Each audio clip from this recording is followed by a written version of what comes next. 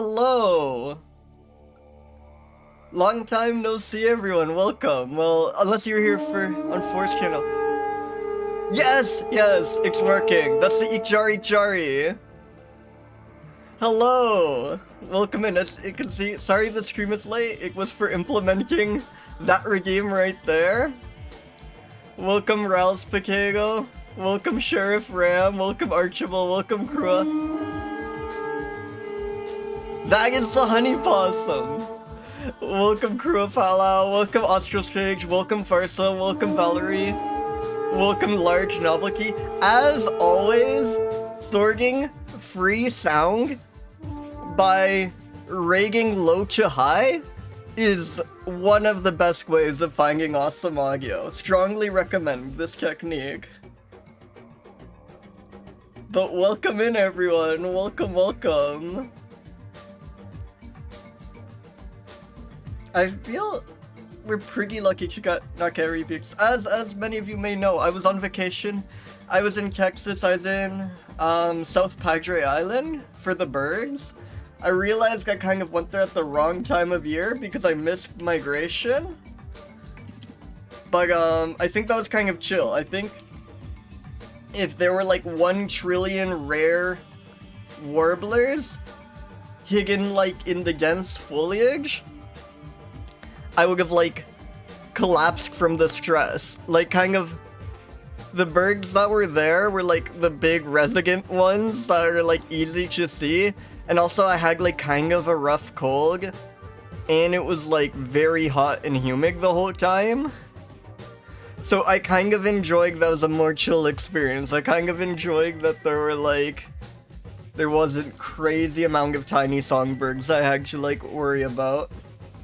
But yeah, if we go on my 9 actualists, okay, we have a few from like, these 2 are from since I got back, but everything before that is from there. This is just like, I see these all the time. And these are like pretty easy to see anywhere, but I like this photo. The northern mockingbird was like very friendly. I was able to get up close. Of course we have Chigo's grackle. I love these. This was like the default bird of South Padre Island, and I guess of like that area of Texas at all. There were these great-tailed grackles everywhere, and they're so cool. They're like, you know, like a typical blackbird bird, but they just have this like fantastic, majestic tail that I think this like photo doesn't properly capture. Oh, I would love to help, yeah. And then I have this, I love gallinules. Again, another bird you can see everywhere, but they're just, I think these are called like moorhens in a lot of the world. But in North America they're called gallinules. And they're just so beautiful and strange to me. Yeah, I love these. And I don't know, I was happy with this photo, even though there's like a lot that's kind of like wrong with it. Like in a sense the lighting's too harsh.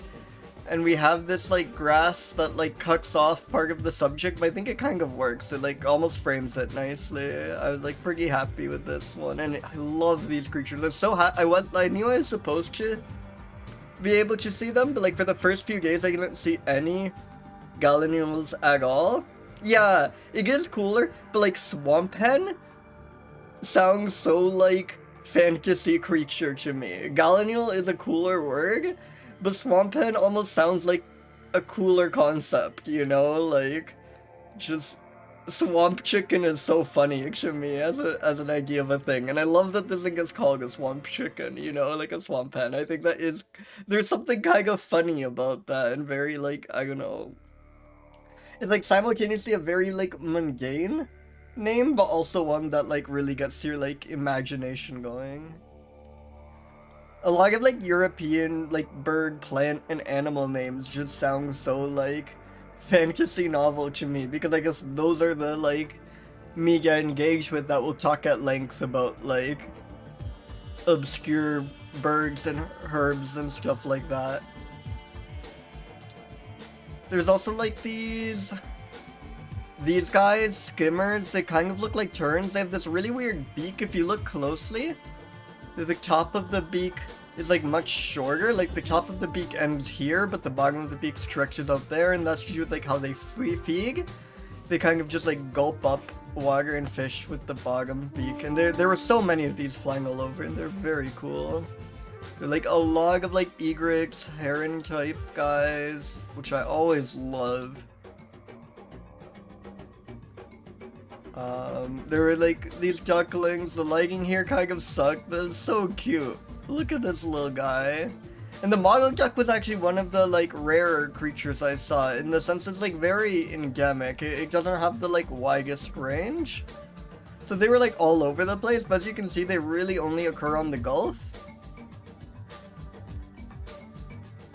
So actually by like naturalist observations, it's like among the lower ones of the ones I saw. I like this tricolored heron. It was like very windy. So it's like hair which normally rests like nicely along its back was in this like insane punk rock, like washed up punk rocker look going on. I was like really happy with this. Welcome previous winter, welcome, welcome.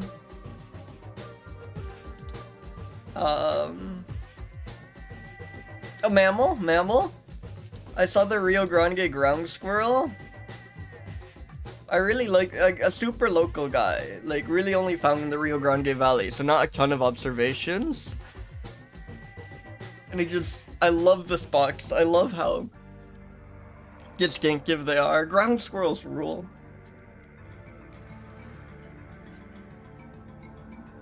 Ibises? Iberia?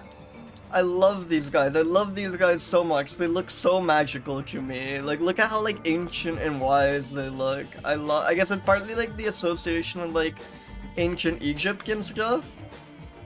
But it's like crazy to me that you can just like see these guys hanging around in the US. You know, they feel like they should like only exist on the Nile or something, but I adore them. And these are juveniles, by the way. The adults are like have this all-white plumage. And I saw almost exclusively juveniles or like immatures, but I think I really like the brown and white combo. I think these are really, yeah, I think that it looks really cool that way. Yeah, more Ibis pigs. I like this one. I thought like very cute the way they're like beaks are crossing here. But yeah, it's like, it's so insane that this was like evolutionary advantageous, right? It's like really just like an absurd, ridiculous beak shape, right? Like it's almost comical how like long and curved their mouths are. It's so funny that that works out for them. Pelicans, bugs, and then I went on a dolphin watching tour and I saw so many dolphins. It was like a beautiful sight. They were really hard to photograph because, you know, they jump out from a random point in the water and jump back in, so you can see them for like 0.5 seconds and it was very unpredictable where they'd be.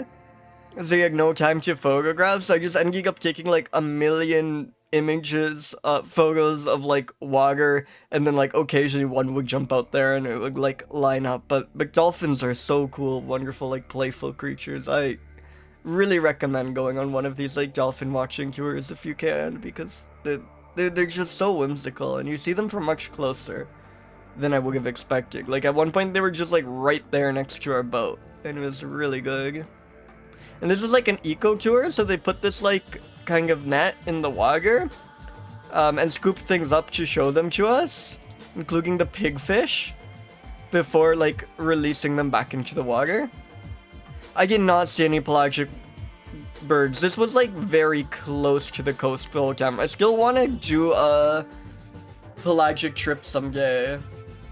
I know there's some really cool pelagic stuff out here. The problem is like here in the bay, once you go out far enough, the water gets like really rough. Like all the descriptions are like, yeah, this like berging tour was like one of the coolest things I've ever been on, and also every single passenger puked at least 3 times during the whole ride. So I am still tempted, but I'm like a little wary about that. I have not been on like high seas Like, I've been on, like, boats a lot, and I'm kind of fine with boats, but I've only ever been kind of coastal. I've never been, like, through, like, really rough water. But it is tempting, it is tempting. These guys are really cute. They're, like, very far away, so I couldn't get an amazing look at them. But these are least grebes. I love grebes. I love how tiny these guys were. Shout out to least grebes. Log of lizards. I saw, oh yeah. This is a really funny observation. You can see the pin is just where my location is, and I should probably fix it. Because the pin is right here, which is where I was. But the Annie was actually here. So this kind of observation has an asterisk in my e-berg or whatever. It probably should.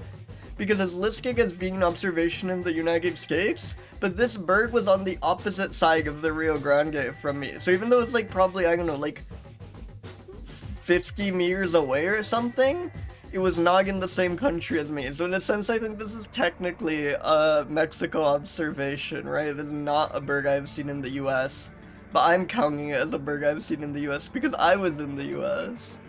It's like such a weird corner case. Yeah, +1 to my Mexico list. But I love these guys. They have, I'll try and find a better photo because they just have the like weirdest faces ever. Like, look at that beak. Or bill. Look at that. I know, I love them.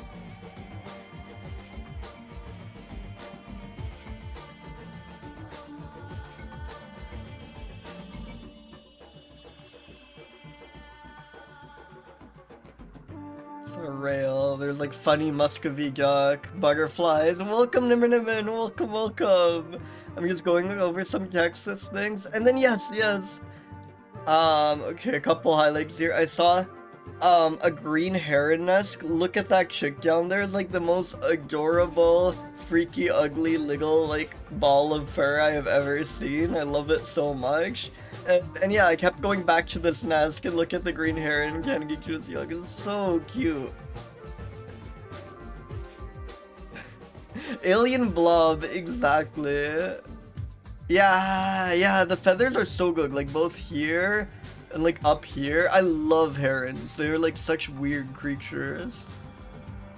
And then I saw the roseate spoonbill, which you can, yeah, you can see it here. Like, check out that bill. These are like somehow like flamingos but weirder. It's funny to me that like these guys don't get more credit. I guess like taxonomically they're more normal than flamingos. Flamingos are like very unique creatures, but I love the roseate spoonbills. Yeah, they're beautiful, and the like, well, like it's in the name, but the spoon-shaped bill thing looks so strange to me. They're like very alien looking. I love them.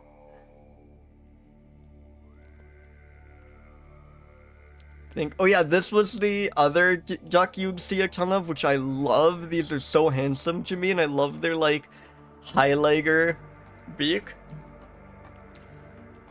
I guess if you're like from the south, this might be very silly because it's probably just like your default duck, and it's like crazy that I'm like harping on it, but these are just majestic to me. I love this creature.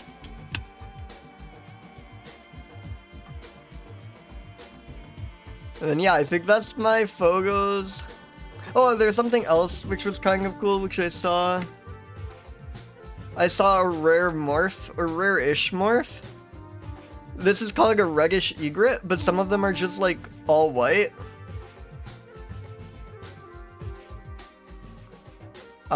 This is like a rare variant of, they normally look like this, but it's a good like kind of trick question. It's a good way of like, it's a good test for your like berging friends. You send them this photo and ask them to ID it, because there's a ton of like white, all white egrets, but none of them look like, none of them have a bill like this. See this like bicolored bill. So if you like, if you really know your stuff, you'll realize it's actually a reddish egret because of that like split colored bill. But yeah, I think that's it for vacation update. It was very fun. Really cool place. The weather sucked and I was sick the whole time, but other than that, I had a blast. So some I don't know about Regish egrets. I know some egrets do, and sometimes it's also regional. Like, I think here all our snowy egrets are black-billed, but then, like, some of them are yellow-billed.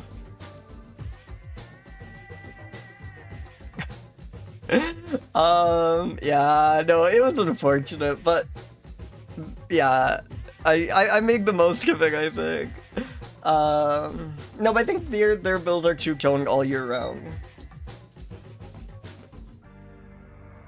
But yeah, I think that's it for updates. As you can see, there's, yeah, a new channel regime. I want to add more of it, I want to make it prettier, but I wanted to just have some prototype up. Yeah, no, the golf is like really biodiverse, is my impression. Oh no, the audio broke. This happened a few times in testing. I think it's just things are weird sometimes. Is it still broken? No, it worked this time. Baffling. Well, it adds to the excitement if like 1 every 20 times the audio just doesn't work for some reason. That regime was like so buggy when I first tested it up, and I get like really ad hoc fixes that like mostly correcting it, but they're like definitely skill issues.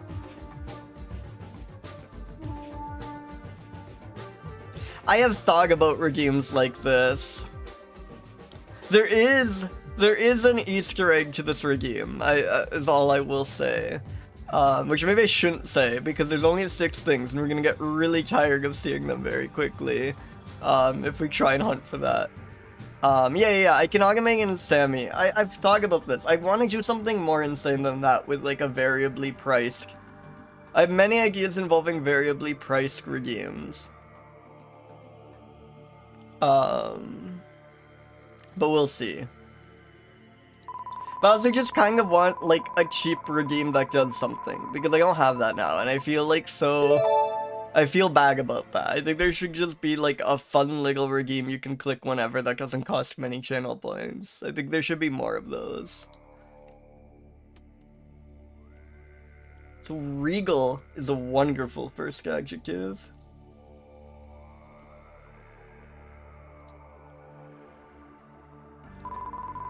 Regal. There are some, like, extremely regal looking, like, primates out there. Pleasing! I like that a lot. It always feels good when I can give a high score to the, like, animals I like, you know? And there's not, like, really a more direct way of doing that than just giving pleasing as an adjective. I hope he's succeeding. I hope he's succeeding. That sounds terrifying.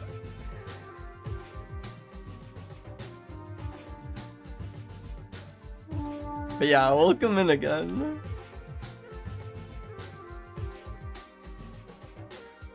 Let's spin one.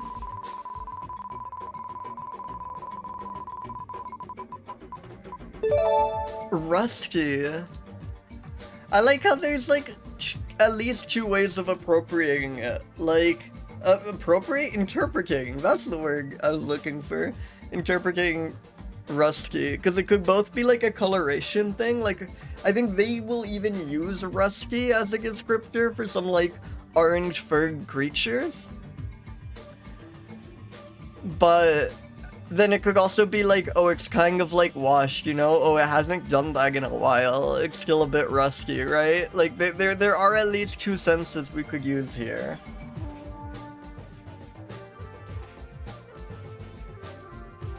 It's gonna be tough, because, like, a lot of mammals just won't be rusty in appearance at all. And there won't be anything that points to them being like, oh, they're like, you know, Italian is kind of rusty because they haven't practiced skiing a bit. So we'll have to, like, improvise. Or maybe we can just give a bunch of things a really low rusty score, and that is fine. Finally.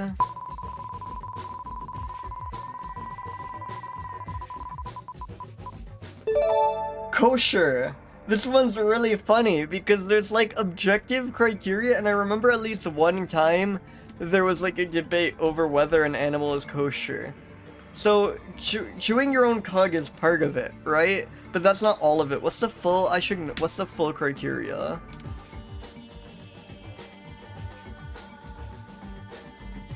Okay, invertebrates don't matter. Yeah, cloven hooves and ruminants.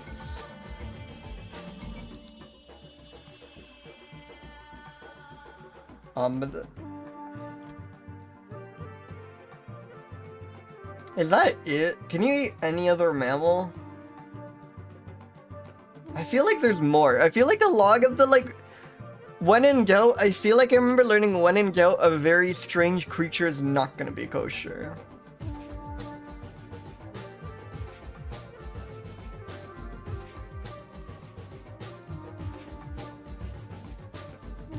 Permigan forbidden animals.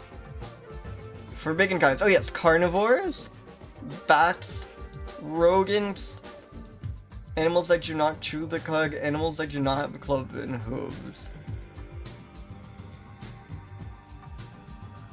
So like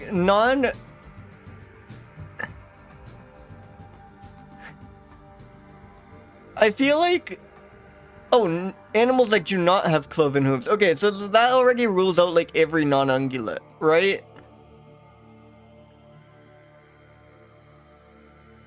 Yeah, the mammal criteria is almost too objective. Though, do you remember there being some dispute about one mammal, maybe about whether it had cloven hooves or not? There was some, like, animal related to the pig that apparently tasted a lot like beef. Sorry, it tasted a lot like pork, but it, like, did technically, you know, it didn't chew its own cud, unlike the pig. I remember this being in a, like, very early stream. We got this, like, controversial, like, thing where it's kind of, like, loophole pork. But I think if that's the rule and it doesn't chew its own cud, it should just... Or it does chew its own cud, it should just be kosher, right?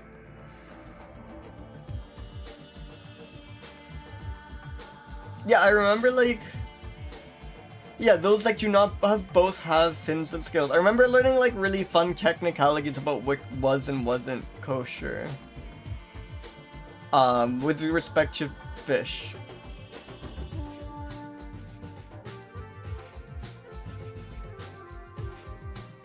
Oh, this is an amazing list.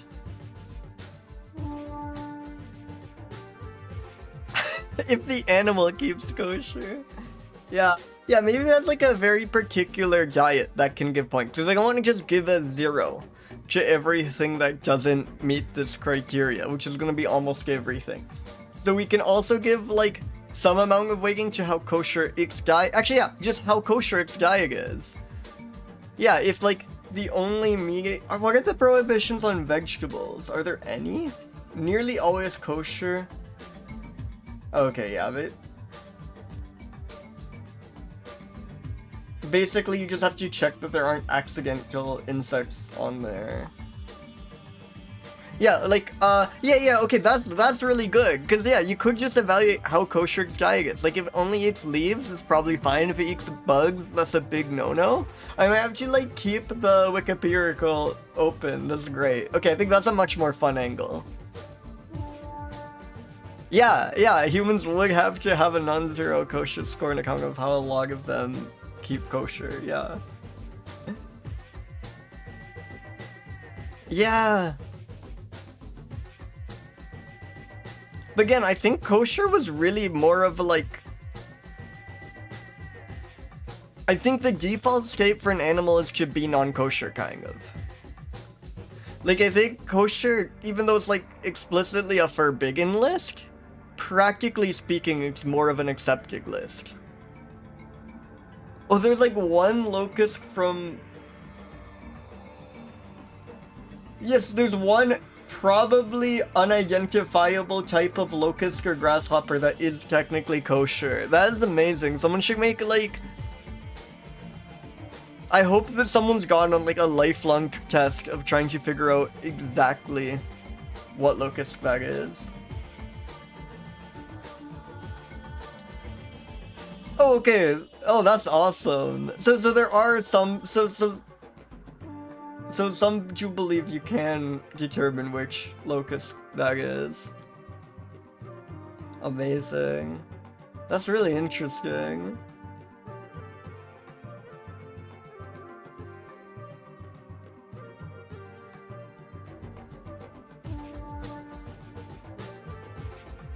Hey Flamingo! Good to see you, good to see you. We just spun our adjectives, one of which for evaluating the mammals, which are regal, rusty, pleasing, and kosher. So we're brushing up on like exactly what the criteria are for something to be kosher, because we're gonna evaluating both how kosher the animals are in terms of if it would be permissible to eat them, and both how and also how kosher their diet is. Welcome in. Let's spin our first mammal.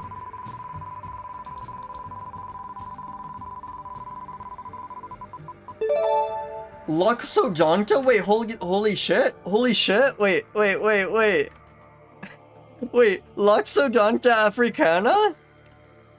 This is a very big one in every sense of the word.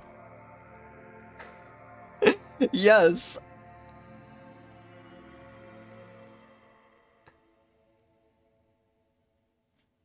Holy shit. I'm curious because isn't the African elephant only somewhat recently split up into 2 species? It's possible our list doesn't split them, in which case this is just the African elephant. Yeah. Yeah. This list is pre... Oh no, never mind. Maybe this split has been around forever and I'm stupid. I think it possibly has. No, we've had this split has existed forever, but still, we got a fucking elephant.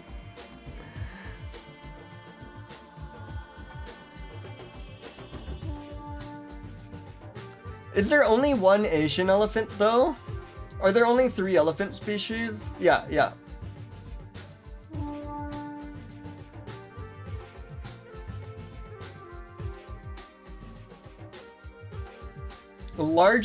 This is the biggest one, yeah. Largest living terrestrial animal. This is like the most iconic elephant, I think. Oh, no offense to African forest elephants and Asian elephants, but just in virtue of being the biggest terrestrial animal, you know? God, elephants are insane. I've been thinking about this recently. Because I feel like with like a lot of like megafauna, they at least have like parallels in smaller creatures. Like, okay, maybe not so much rhinos, but they'll still feel like they kind of plausibly fit into everything. And like, you know, big cats, we have little cats as well. All the big like cattle species, there are just so many of those and they all kind of fit nicely together. Elephants are just so singular, you know? It's like their closest relevant relatives are like, what, dugongs and hyraxes? That's insane. I've never, yeah.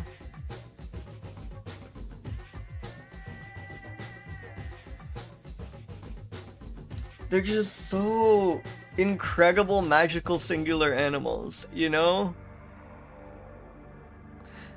This is the wrong species of elephant, but have you seen those videos of the elephants in India that have like learned to kind of like bully cars into giving them food?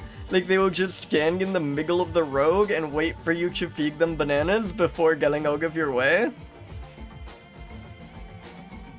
There's just like an elephant toll you have to pay to cross the road. Yeah, it's so good. Oh, what a start. We just, sure, African bush elephant off the bat.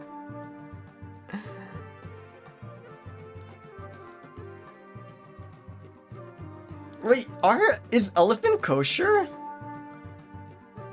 There's no way they chew their own cud, right?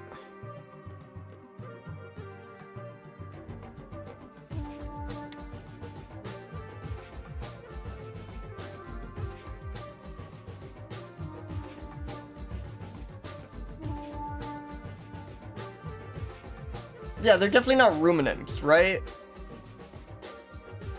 And yeah, no cloven hooves.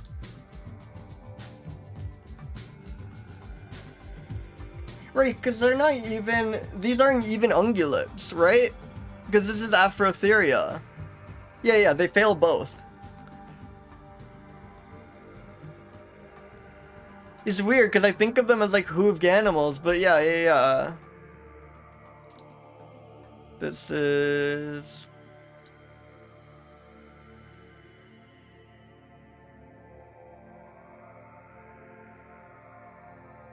Afrotheria. What is... Oh, I guess that's not really hooves. I guess I just imagine any big quadrupedal animal has hooves, you know? Are these like the only large four-legged animals without hooves? Surely not. No, other Afrotheres, right? Like rhinos probably don't.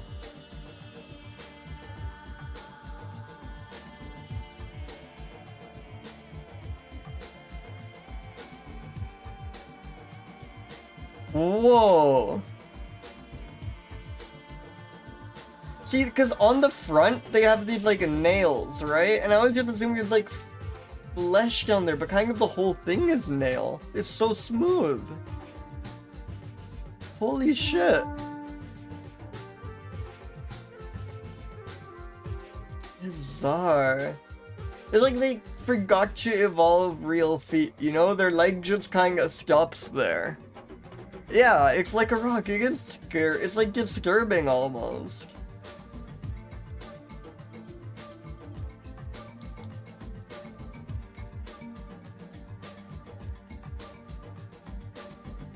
Oh, rhinos aren't Afrotheres. Rhinos are ungulates. So yeah, is the elephant the only, like, well, I guess it depends what you mean by large, right? Like, there's some... But you know, like, let's say at least the size of a deer. Like, are elephants the only large are the only, like, non-ungulate quadrupedal animal? Like, sorry, the only large non-ungulate? Like, yeah, the only large four-legged non-ungulate? That's crazy if so. Surely there's another. Oh, there's the carnivores. There's like bears and big cats and stuff. Yeah, okay. So what are the megafauna? What, like, orders to extant megafauna exist in? We have carnivorans, we have ungulates, and we have, like, elephants. Is there anything else? I guess it depends on if you count, like, kangaroos. And then I guess we have, like, cetaceans, if we're not asking for terrestrial.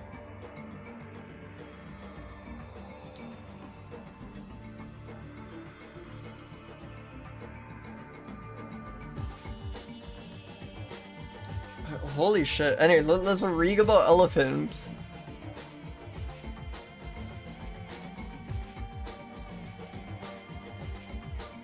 And I guess hippos are in, like...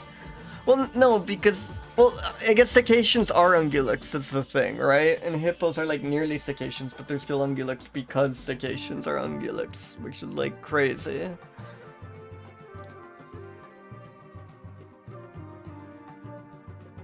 Yeah, that makes sense to me, because they are, like, so aquatic, right? Like, it doesn't seem like a hippo would really have the body plan that, like, benefits from actual hooves.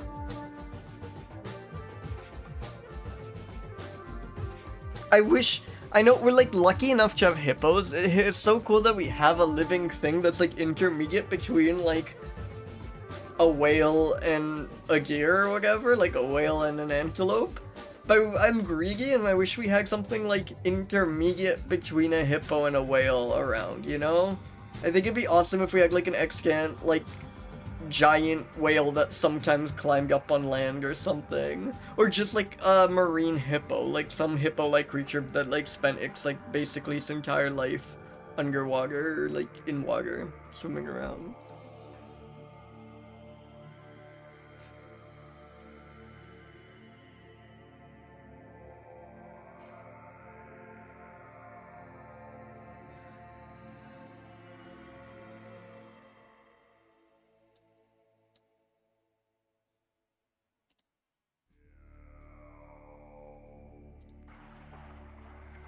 Yeah, I've seen them like hang out in water like this. I love the way their like snouts look out of the water. Yeah, no, I'm sure. The core of elephant society is the family unit, which comprises several adult cows. It's so funny that they're called cows. Their daughters and their prepubertal sons. The family unit is led by a matriarch who at times leads the kinship group. They all cooperate in raising the young.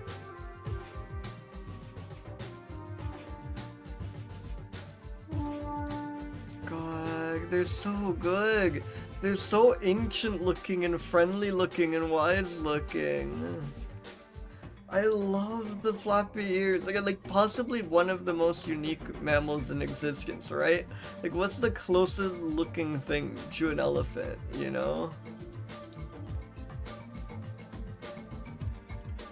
The like prehensile trunk is so science fiction, you know? Again, another creature that would be like seem like insanely implausible if they didn't actually exist. Like if someone just tried to in a world that's just like ours except it doesn't have elephants, if someone tried to like invent elephants in their fantasy novel, it would be like such a crazy idea, you know?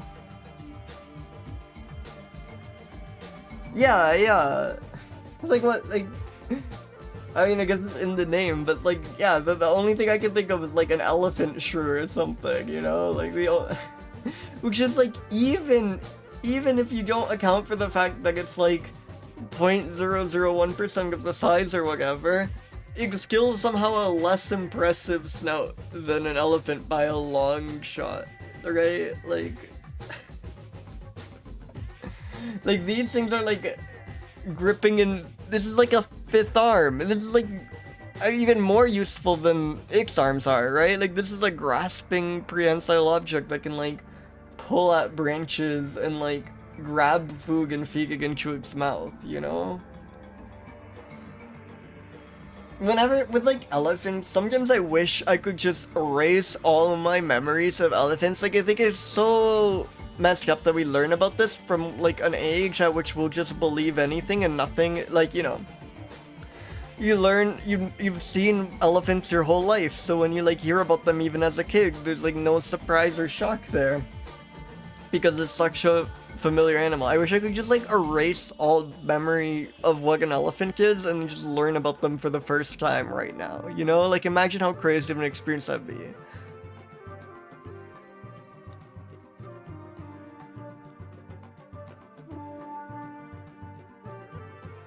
African bush elephants use their trunks for tactile communication. When greeting a lower rank individual will insert the tip of its trunk into its superior's mouth. Elephants will also stretch out the trunk towards an approaching individual they will intend to greet. Mother elephants reassure their young with touches, embraces, and rubbing with the foot while slapping disciplines them. During courtship, a couple will caress and intertwine with their trunks while playing and fighting individuals wrestle with them. That is adorable. I love how like integral the trunks are to them. Like they just use those for everything. Elephant vocals are variations of rumbles, trumpets, squeals, and screams.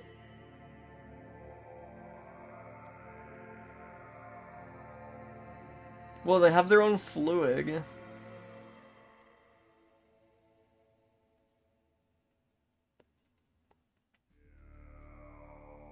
They enter this period where they secrete a liquid and then become much more aggressive.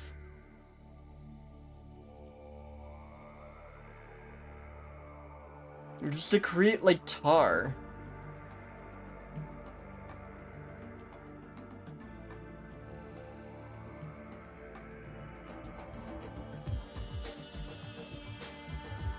Yeah, musp is also like an impossible word. Yeah, they just have these weird spots for them.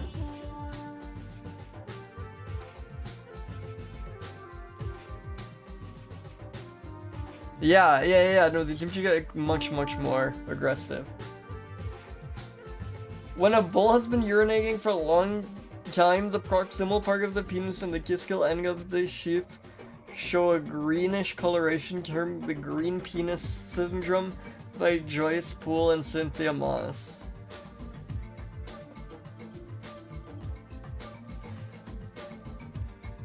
Young bulls and musks killed about 49 white rhinoceros in Pilanesberg National Park. Jesus.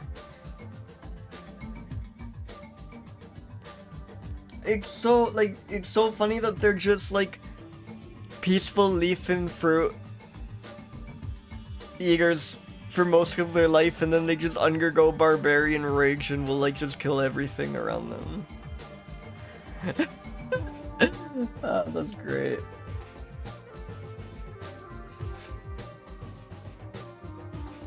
Maximum lifespan between 70 and 75 years.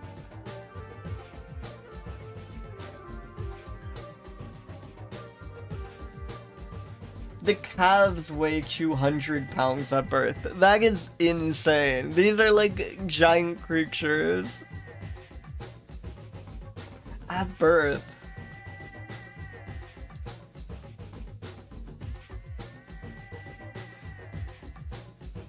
Adult elephants are considered invulnerable to predation.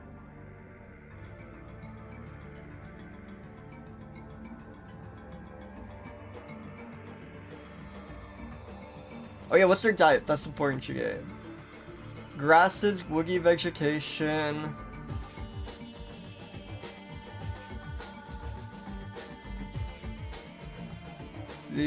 Also eat minerals. They congregate at mineral-rich waterholes, termite mounds. So they lick termite mounds, but it seems like that they're just there for the minerals. But I'm sure you must like accidentally eat the occasional termite as you're doing that, right? So I think I'll split this 50-50. Half of the... God, I feel like I'm bragging now. But like half of the credit for kosher will be how kosher it is to eat, which is going to be 0 for like most of these mammals. And then the other half is going to be how kosher it keeps.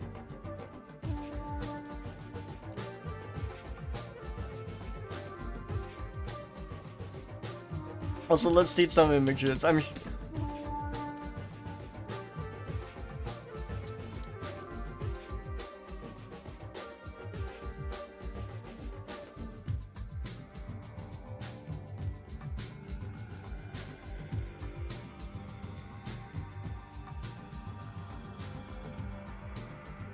Yes, this is what they're talking about, the like trunk communication. It's so cute.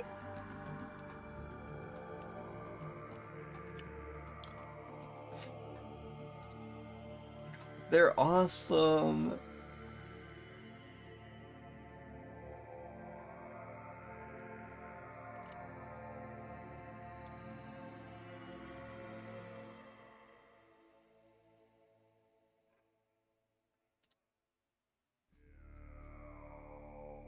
I kind of want to go with like this.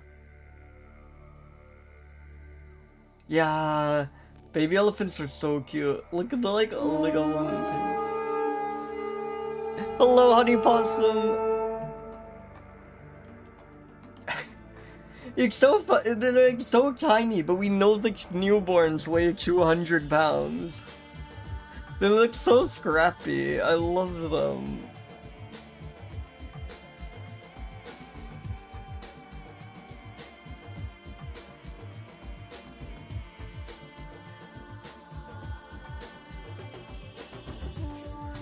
I kind of just want to go with like an image like this, you know, like really tempting to do the ones with them playing with their trunks, but I feel like these are just like, you know, it's an African bush elephant. I feel like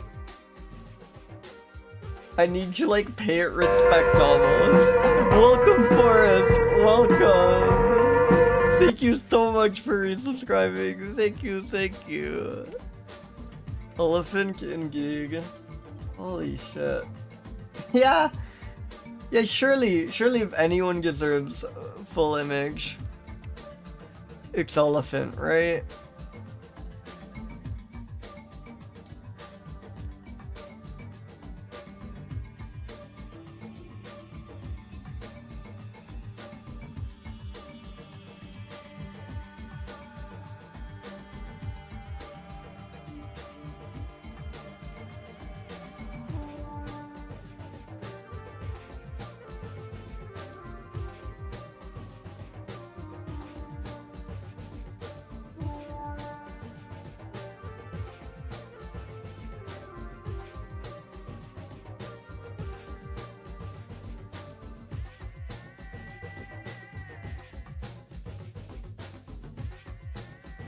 Like, okay, we do have to leave room for lion. So I will merely put 249. Any questions?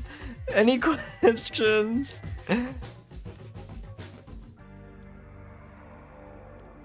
248 pleasing. I could imagine. Like, I love a crazy new animal I've never seen before. I want to leave a bigger room above, but like, come on. Rusky, see, this is where the other meaning of Rusky, I think, applies. Because they look so ancient.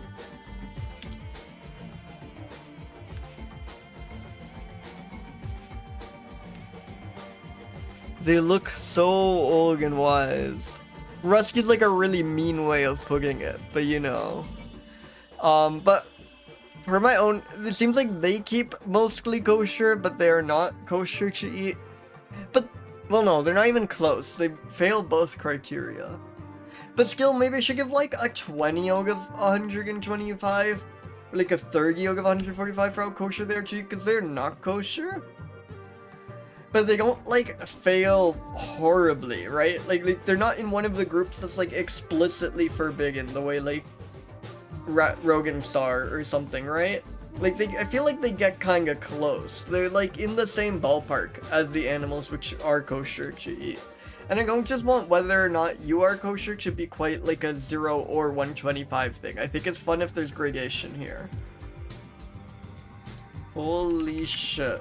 Largest terrestrial animal. Not like mammal or anything, just animal. Not that any non-mammals get particularly close. Yeah. I think that was inevitable. They communicate with their... They communicate with their trunks in a very playful way. That's super cute. The trunk thing is just insane. Like, no other creature comes close to having it like that. I think that's good. And its acts are coming up. We've made it through all of, like, one mammal. But I think it was worth it. I will see you all soon.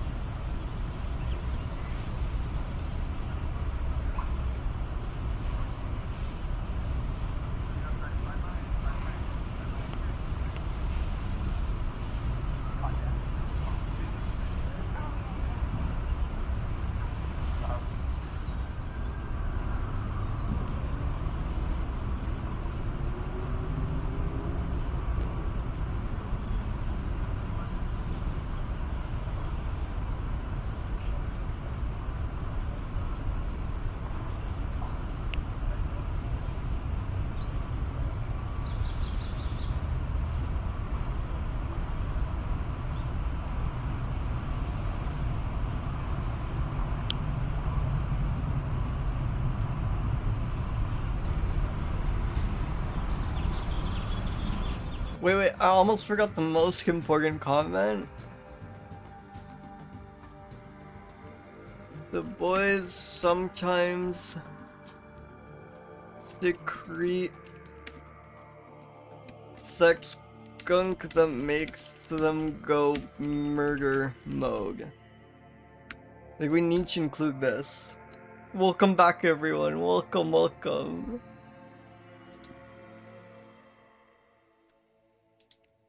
Let's spin another mammal. It is. It really is. Eliomys melanurus. Okay, now we're back.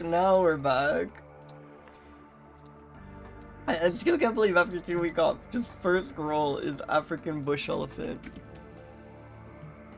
The Asian gargantuar mouse. Let's go. Look at that image. That is beautiful. Wonderful creature.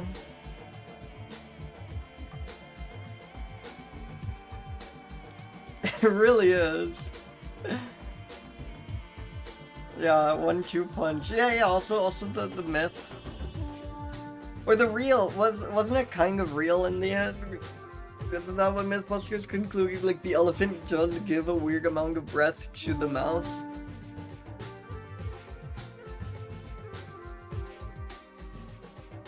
Has any, like, paper further testing that? Has there been more research in the Are Elephants Afraid of Mice department since?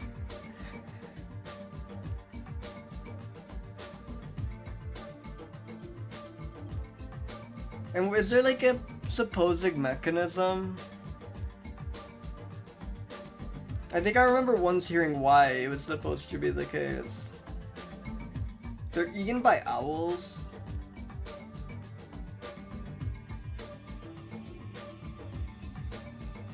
They mostly live in, like, dunes, plateaus, steppes, shrubland, subtropical dry woodland, mountainsides, escarpments, rocky areas, and limestone cliffs.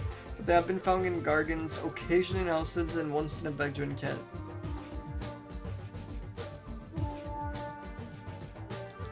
Once in a bedroom tent feels like understate. Like, surely not every time an Asian gargantuar mouse appears in a bedroom tent is reported to authorities, right?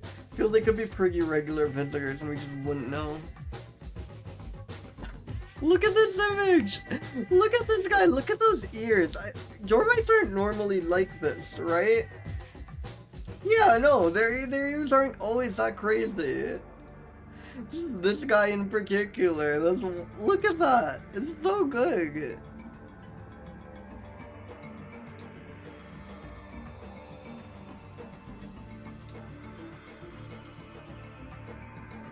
Yes, there is the eggable dormouse. Because the Romans ate the dormouse and considered it a delicacy, and the common name for the species of dormouse is still the eggable dormouse.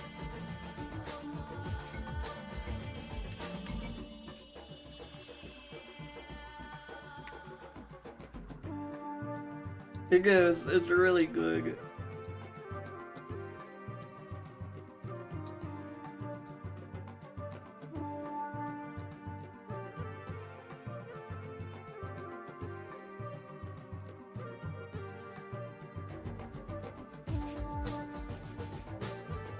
It's really funny. I was just realized I wrote elephant on the last one. Maybe I should fix that, but yeah, okay, 1 second.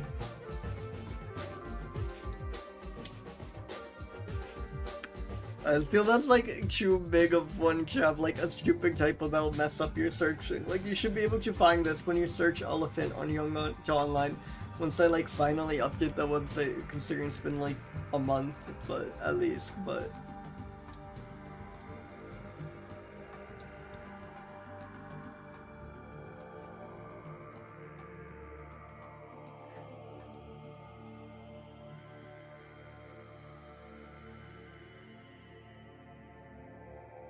This image is by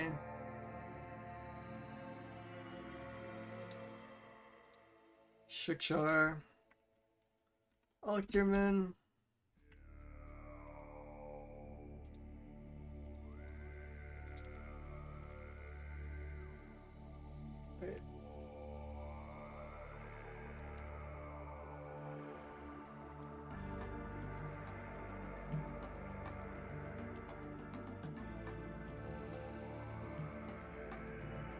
There we go.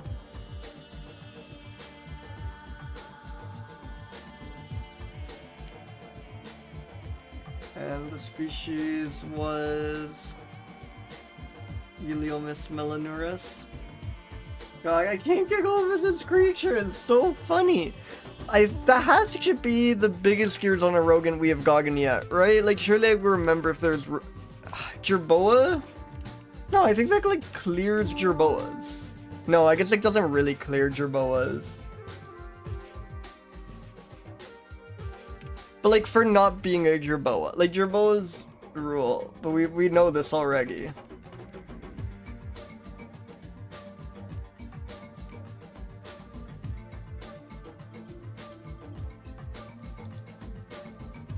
And it comes like it's comparable to even the like biggest gear Jerboas. Or larger Gargantuarmouse.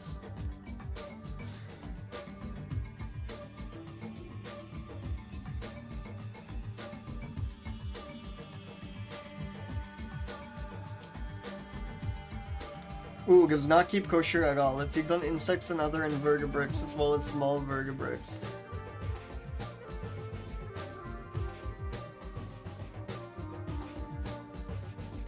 Yes.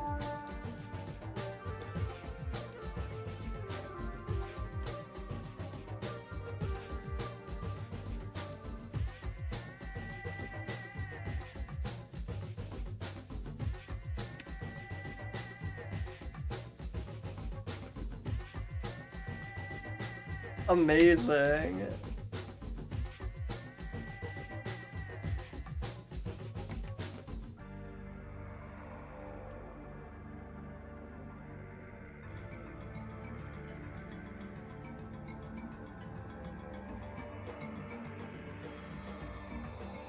Nocturnal, almost exclusively active during the night.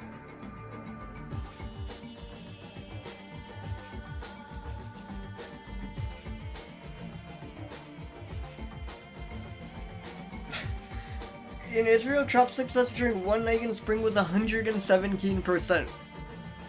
Like, so easy to catch that it breaks the scale.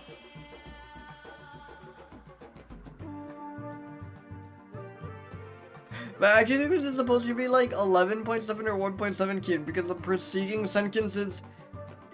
No, that's almost... I was thinking about that, but that would be a success rate. This is almost certainly just... the usual GBIF missing a decimal point when transcribing things automatically. I don't know where the decimal point was supposed to be, but GBIF does this all the time, and the preceding sentence is talking about how uncommon it is based on low numbers of specimens obtained.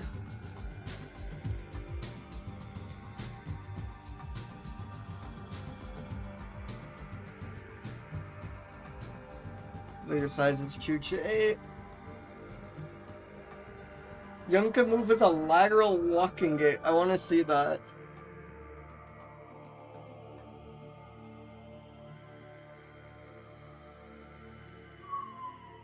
Also, sorry if, like, there are 30 sirens going off outside my apartment right now.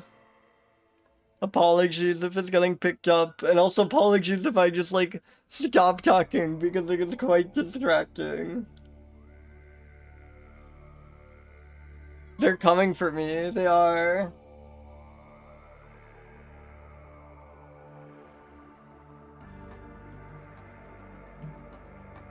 Omnivorous, predominantly insectivorous and carnivorous, yeah. This eats geckos? How small is the fanfinger gecko if it's being eaten by a dormouse? Like, not that small looking.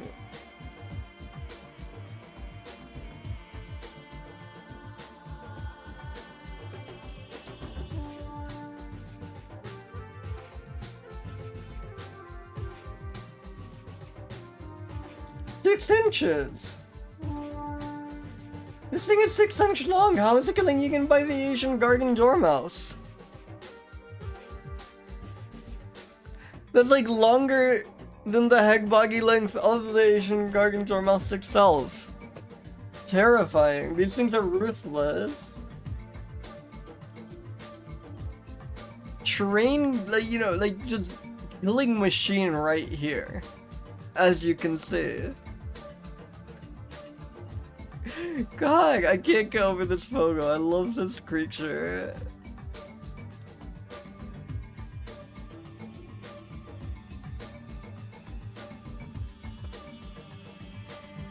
Two individuals caged together entered torpor, during which time one of the individuals preyed on and consumed the entire animal, preyed on the other and consumed the entire animal except for tail, hind feet, cranium. Brain was also consumed. It is so cute and so evil. They just put two of these in a cage and then like one just devoured the other one almost entirely. Hey, welcome Holly. Wait, you're a mod here? I mean, it's cool. I do not remember making you a mod. It must have been like for a bit. That's amazing.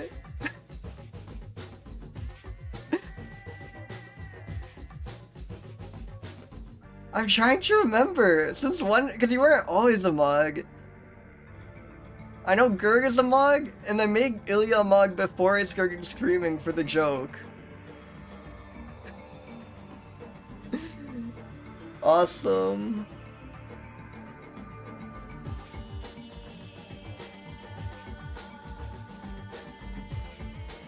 Yeah, many owls. All the different owls are eating this creature.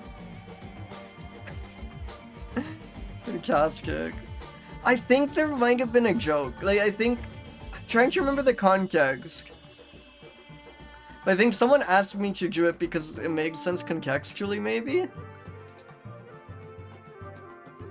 That's the only explanation. It definitely wasn't recent. Like, I remember if it's recent. I'm like kind of shocked that I'm not remembering. Mogs can't make other people mogs, can they?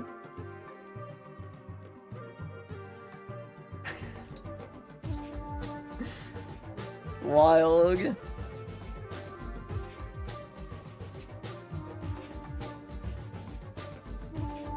I don't think any of my... Yeah.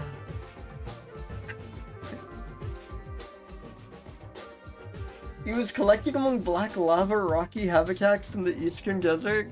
Hello! Welcome, Chuchucks. Welcome, welcome. Is that how I should be reading your username, by the way? I'm always wondering.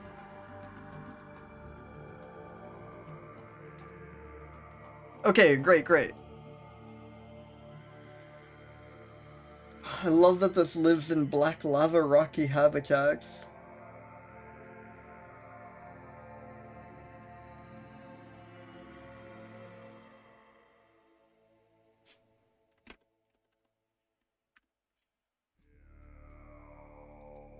Regal? I mean, yes, right? Like, it can't possibly get the same score as African bush elephant in Regality. That would be funny if it did, but like... Look at that, undeniably regal. I'm going over 200, fuck it. I'm saying this is like 206 regal. Like, look. Tell me this isn't like at least a prince. Pleasing? Definitely, no question. Rusky? Kind of in coloration, not in like vibe. But it's like this like orangish here, especially like contrasting and mixed with this like dark gray. That feels like we're entering Rusky character. It's not the most Rusky pelage ever, but I think it deserves something for that. Kosher, extremely not. It doesn't keep kosher at all. And it is not kosher to eat, as it is a rodent.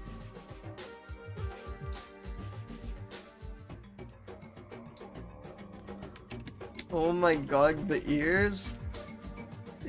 They eat geckos that are their size and also each other sometimes.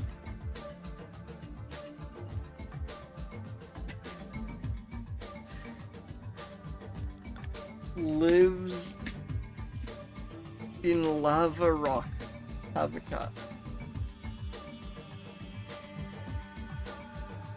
God. Awesome guy. Love the Asian gargantuar mouse. Just phenomenal ears.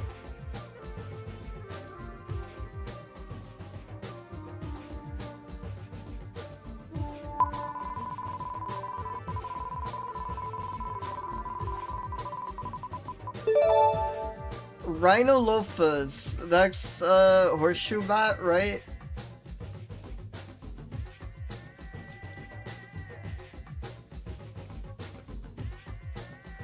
The lesser woolly horseshoe bat. Not to be confused with lesser woolly horseshoe bat? Excuse me? For another we've had like extremely close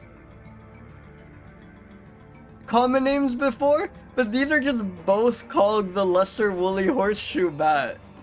It's crazy because it's like a hyper specific name already. It's not like two things being called the like woolly bat or something.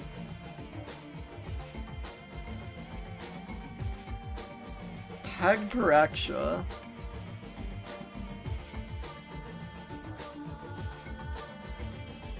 Oh, I can see it. I love bangs covering the eyes.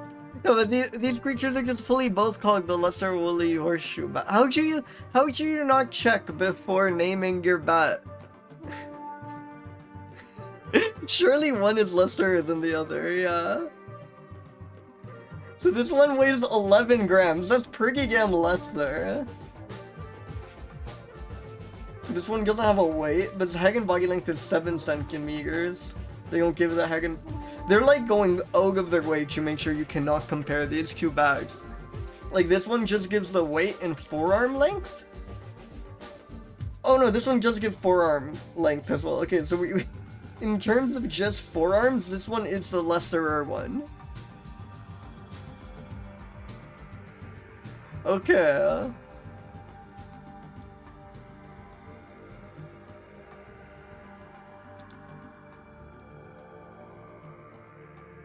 Did I naturalists call them both the lesser woolly horseshoe bat? No, they call this one bigoms. Great shape. Look at that. This is like a Kinder egg.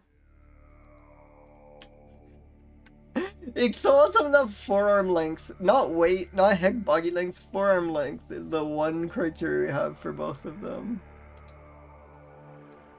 It's so tiny.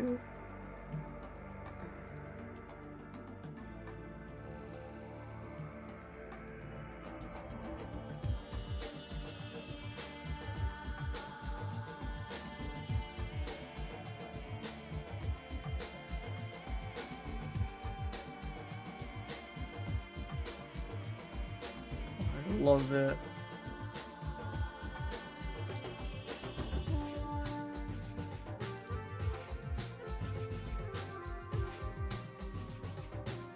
I read this as hand trap for a second, and I thought that was just like a fancy way of saying they grabbed it. This was caught via hand trap. You know, what's a harp trap? I wonder. Because I know mist necks are the big ways they catch backs.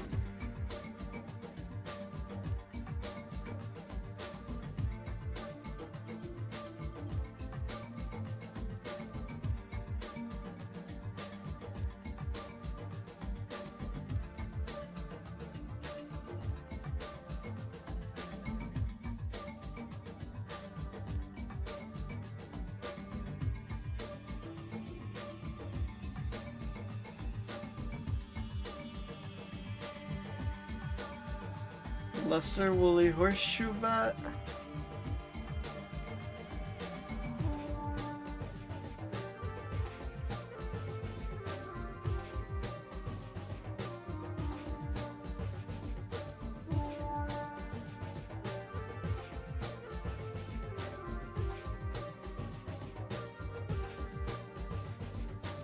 Has been reported roosting in caves, fallen tree hollows, and bushes, either individually or in pairs. Whoa! Reported nest roosting with the great woolly horseshoe bat. That is kind of scandalous.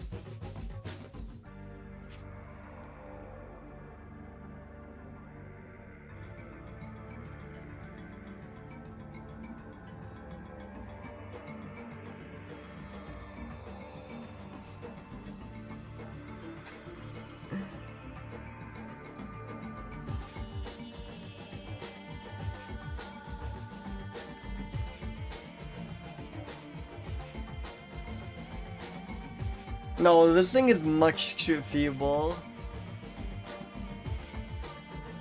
It's quite pleasing though, I love how small it is. And it's very well shaped. The horseshoe bat nose thing is kind of terrifying, but I'm not against it. I think it's kind of cool.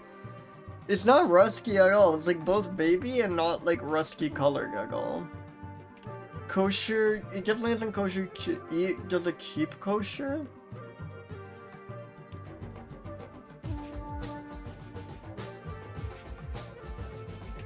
I feel like bats and small are all eating bugs, which does not fare well.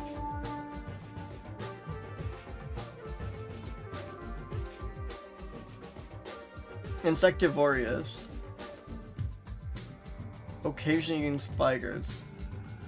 Yeah. Yeah, I feel like there are like occasional exceptions where like some microbats will eat a bit of like fruit or plant material or something sometimes. So I think it's like worth checking, but yeah, no, these are not at all. I think 4 is a fair score.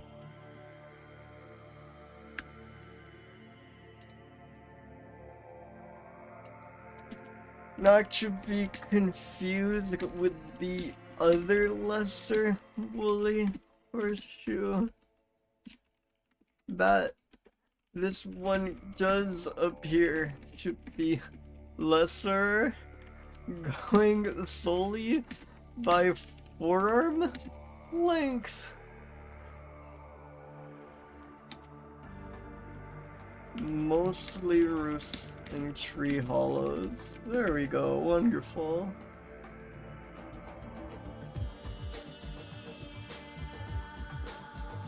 Let's spin a mammal.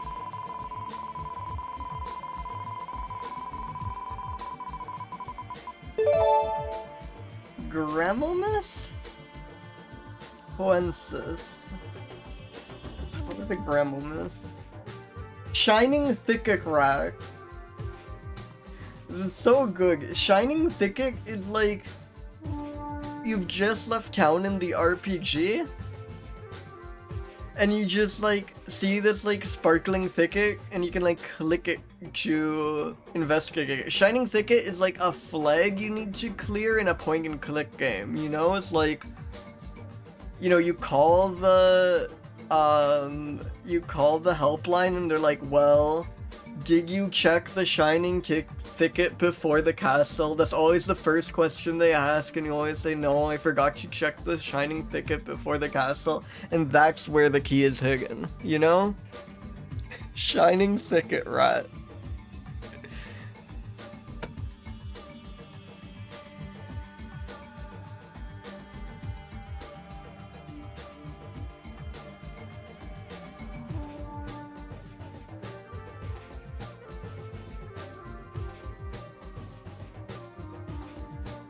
Nocturnal and arboreal?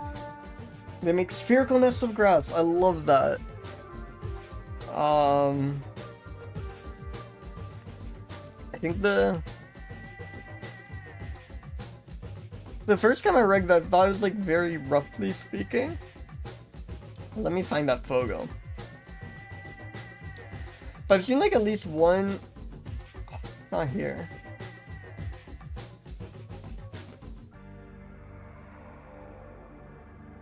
I've seen at least. Actually, let me just check something.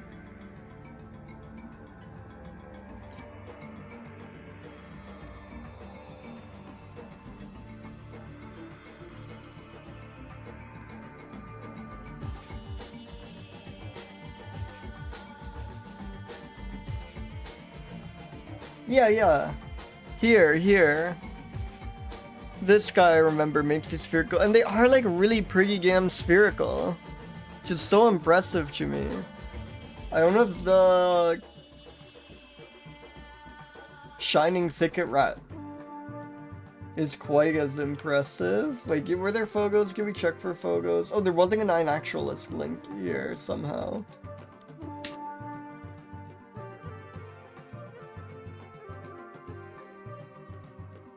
Oh, wait, no? Do they actually not have a 9 actualist page for this guy?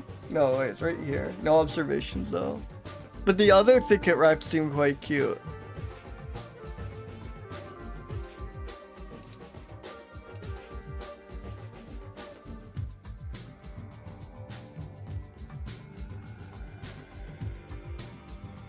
These two seem quite good. Do you have an illustration at least? We have skull Phogos if it comes down to that.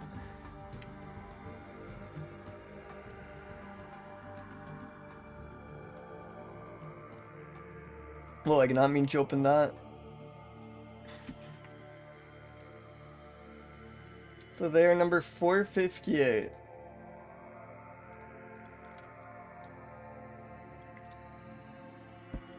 There you go, the Shining Thicket Rat in all their glory.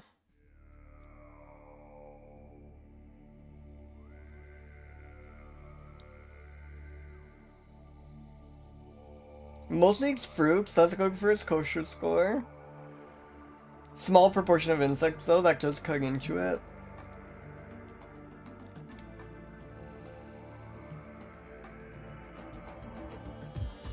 There's like no information about it. It consumes at least 19 species of fruit though, that's good, it's a generalist. You know, all sorts of fruits.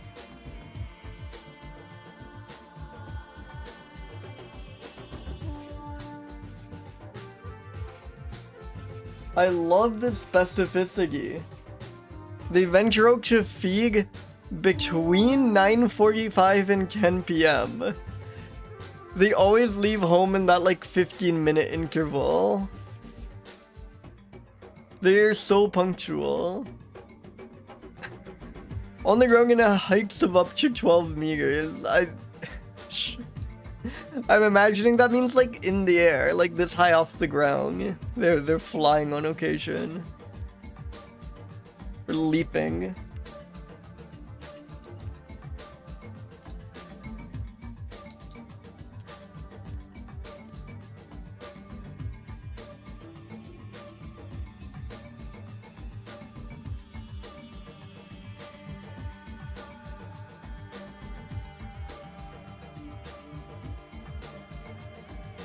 Punctual is on the adjective list. Wonderful. That's gonna be a brutal one. Well, no, that's one where you can like very easily do it by vibe, right? You can just look into the animal's eyes and ask if it would be on time for things or not.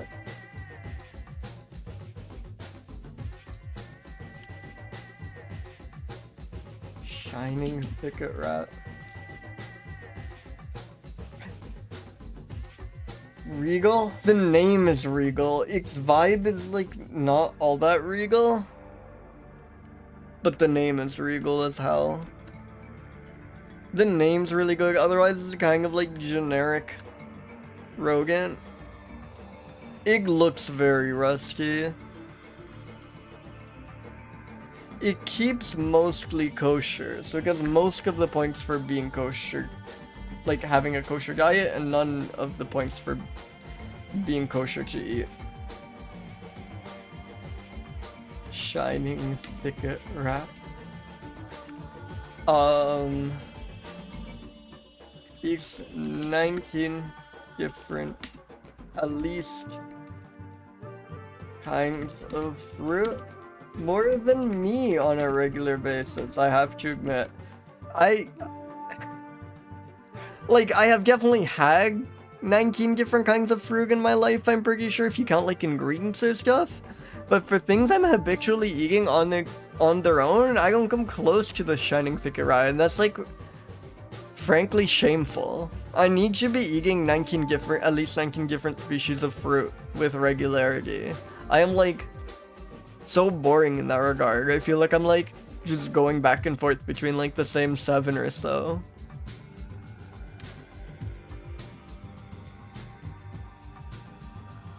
Like I'm trying to think, like yeah, what's like regularly in the rotation for me? Bananas, apples, pears, nectarines, plums, grapes.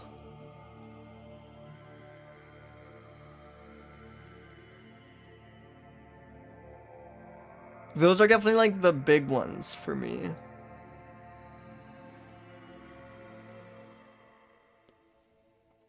I think if I got like, I've never been a huge berry enjoyer. I'm like fine with berries, but I don't know. They're like too decadent almost. They're like, or like too tart or something. I don't know. I like them on occasion. I haven't been eating a ton of jam lately. I used to be really into like, I could go crazy for like a strawberry jam, and it's just like, it's mostly I don't currently have a toaster. I have like an air fryer that I use for most of the things a toaster would be, and I guess you can just make toast in the air fryer. I guess you totally can do that, but I'm just not making toast very often. And then once you're not making toast, you're not having jam. But I should. I guess it's mostly that I'm not a big breakfast person. I like never eat breakfast. And I feel that is the one time where I would very regularly have toast with jam. On a rare occasion, I have toast with jam just as like a random snack. Yeah, Nimmin, I think you might be right. Maybe I should have. Yeah, I'm not a big berry person. Maybe berries are just kind of suck. Also, circle back. Incredible. What's your jam game like?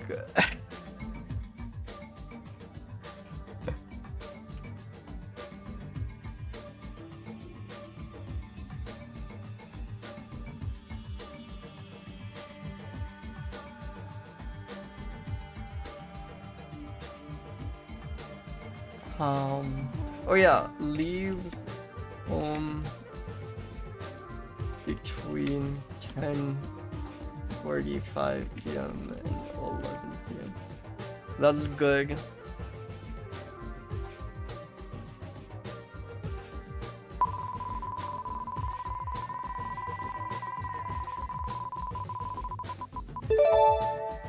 Megaerops? Whoa. Niphanae. I'm imagining like a large bat.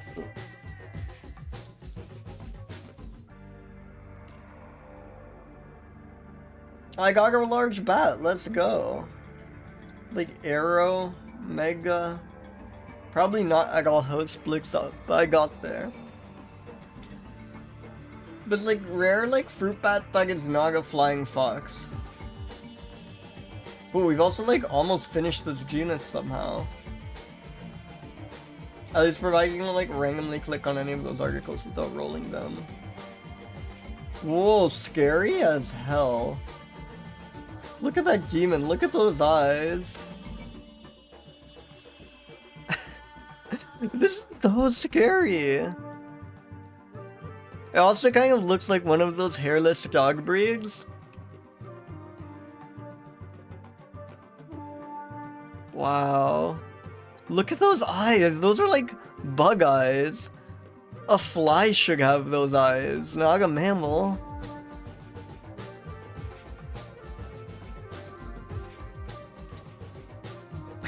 Okay, the eyes look different here. Somehow this is a much less scary photo, which says something about how terrifying this image is. This is like a frog. It's kind of awesome. Wow.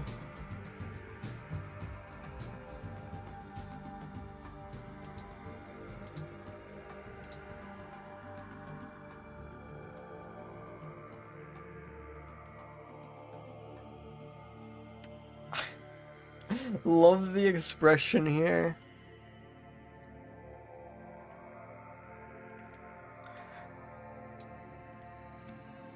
But is it just me? Like, we agree this is a scary demon, right? We agree this is a scary demon. Okay, good, yeah.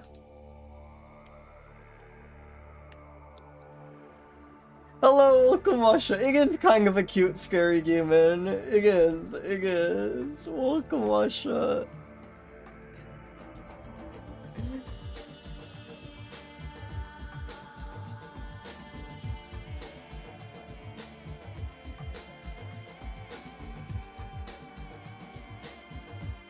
Images by Ben Barka.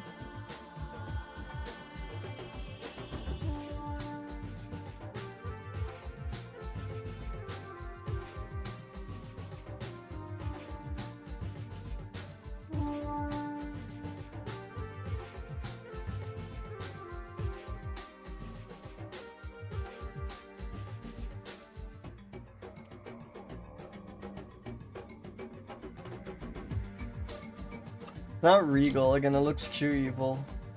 Not that, like, monarchs aren't evil, but, like, monarchs aren't, like, you know, they, like, hide their demon qualities, you know? It's, like, not... No, it's terrifying.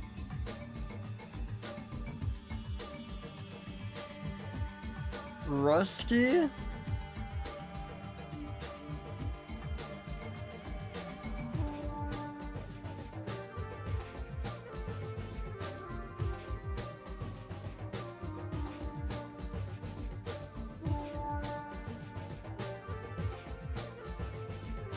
Let's read about this.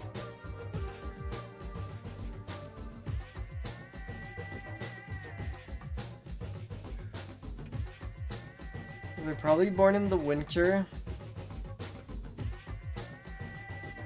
Eats fruits? Okay, that's good for its kosher score. Religious.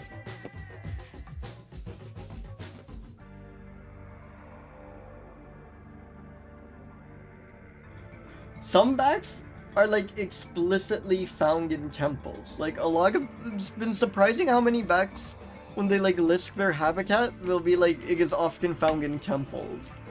So I think we will occasionally have something to go off for that.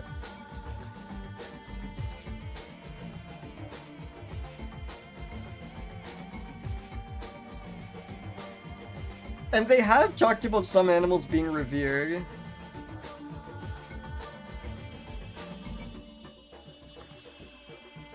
Maybe like a tinge of rusty coloration.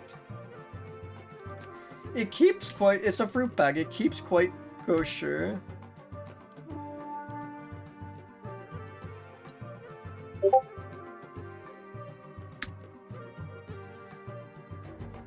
Thank God we have lots of capuchins left.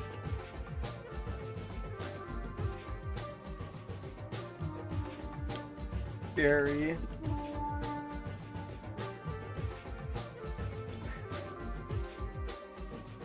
I don't know if I have anything else to say about this one. I think I'm good just leaving it there. Let's spin another mammal.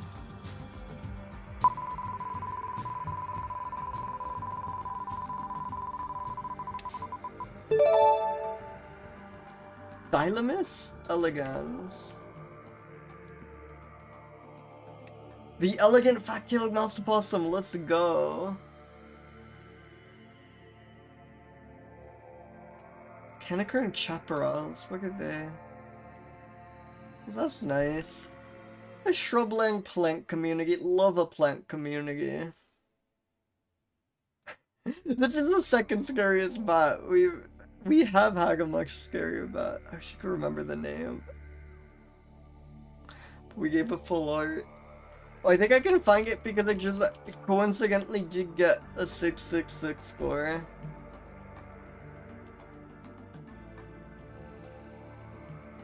No, like transcription isn't working or something. If you use like right scary.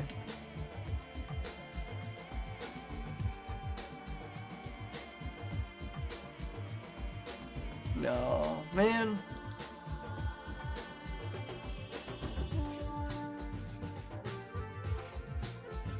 I love an elegant fat-tailed creature, you know? Look at that.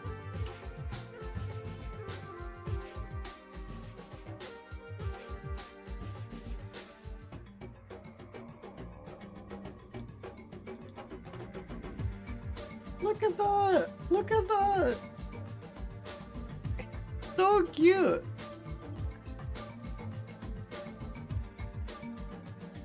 Hi.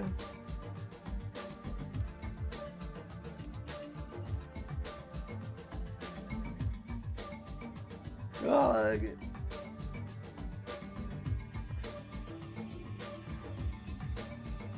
Yeah, welcome Olive, welcome. Ferocious.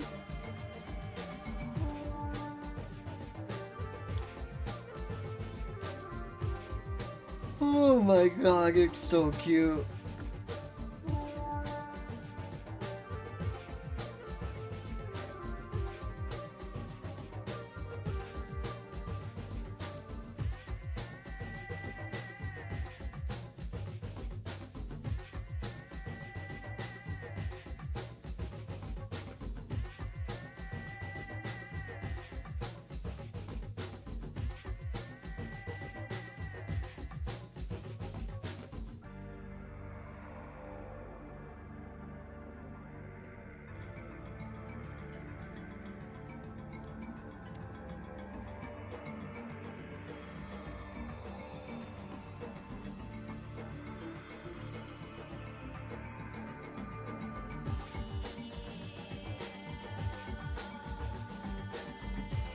Elegant, fat-tailed mouth possum.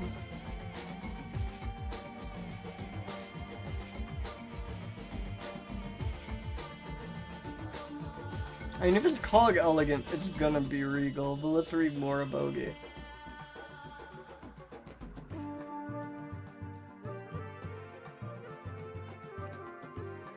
Daily torpor, isn't that just like napping at that point? They arouse spontaneously only when food was absent, and they cannot enter torpor when food was available.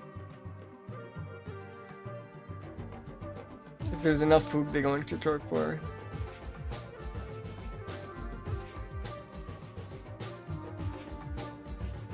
They don't like open areas. Climbs well, and even uses its tail as a climbing egg. That's wonderful. Imagine this thing climbing up using its tail.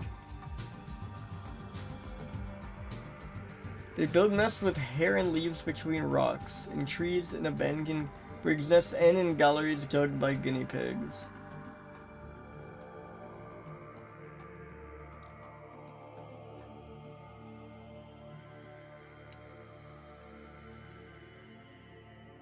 Occurs in several protected areas, that is good. Mostly it's bugs.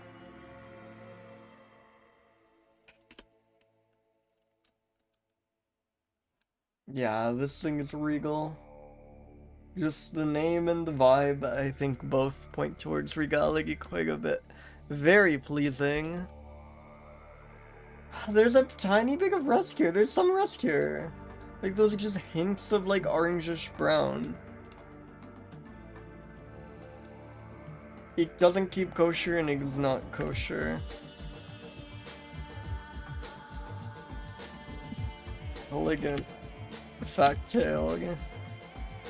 Uses its tail as a climbing egg. Sometimes moves into guinea pig galleries. I think those are good. I think that's good. Let's spin another mammal.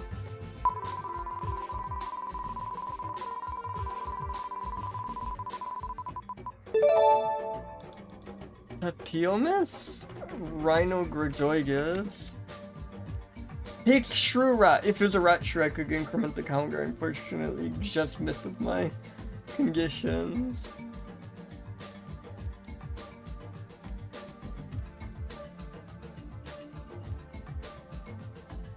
High elevation mossy montane forests. Very little is known about its abundance and distribution. More surveys are required.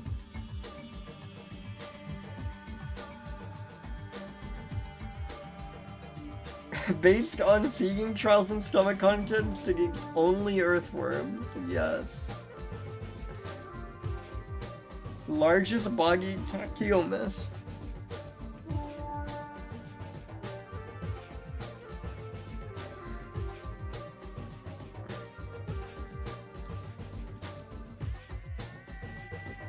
$7.92? Oh, we got the image. Are you kidding me? Am I gonna have to draw this? Wait, is this real? Is this image real? IUCN? IUCN save me? Oh my god, yes, thank god. Well, that's a raggle, right? It's a little shrewish. I think there's some snout going on here.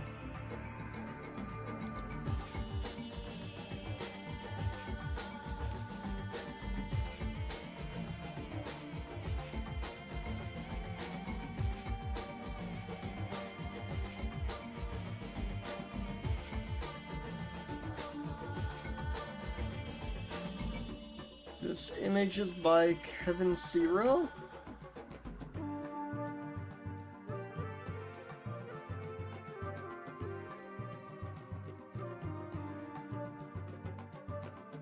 Takes through rat.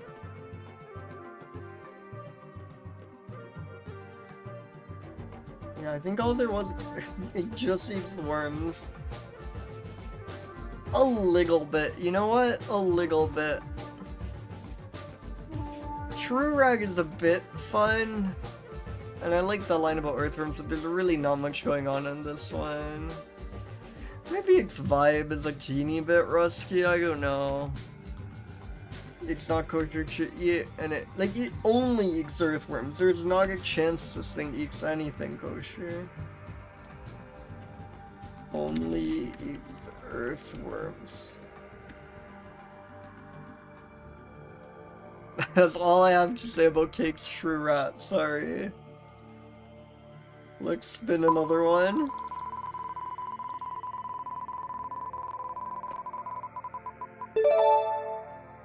Oh shit! Oh shit!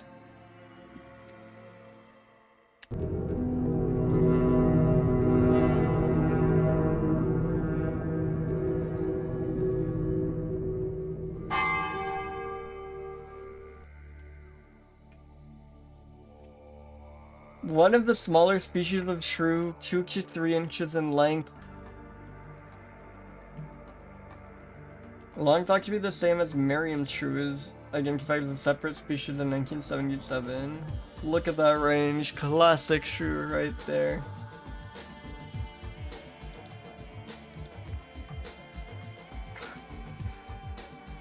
This is the only observation. Look at that poor thing.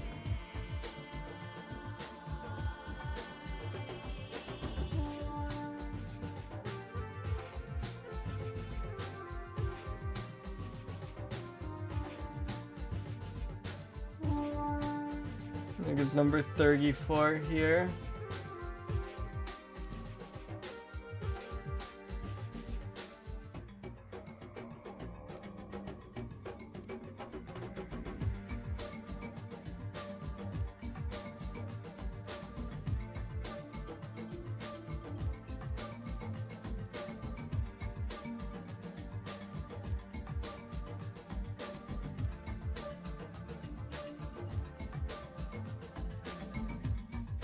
Image by Tony Lovett.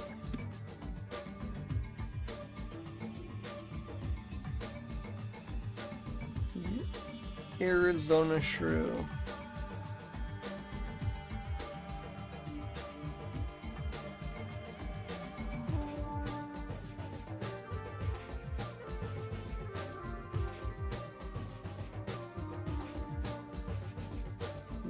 dog. It was a Merriam's shrew for a while. No information about food and feeding, but like every known shrew, from what I can tell, eats worms and bugs. I imagine it's similar.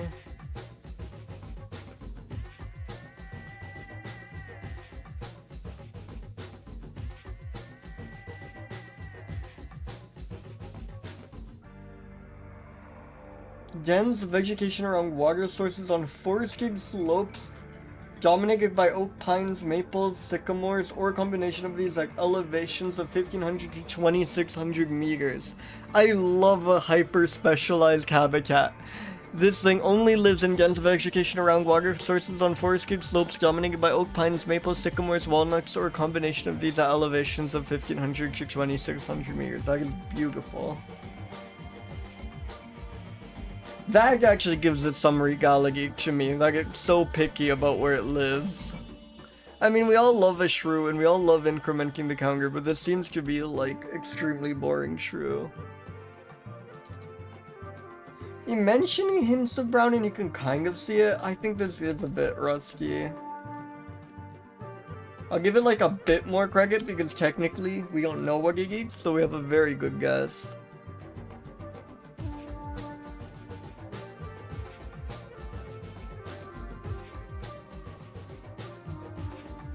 Lives in dense vegetation around water sources on forested slopes dominated by oak, pines, maples, sycamores, walnuts, or a combination of these at elevations of 1500 to 2600 meters. Beautiful. Let's spin another mammal.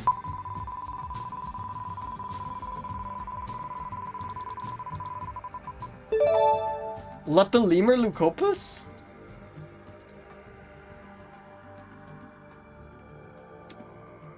Sounds promising. The white-footed sportive lemur?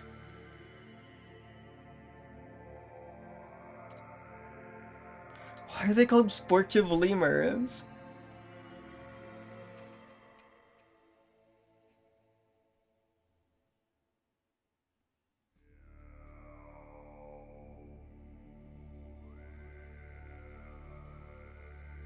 Wait, is it a typo? It was originally Lepus, but this was erroneously spelled. It was originally Lepilemur, but then this was spelled as Lepilemur.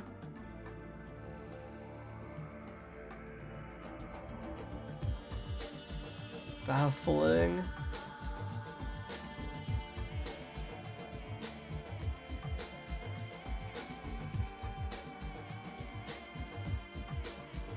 Look at the distribution. Madagascar is such a cool place.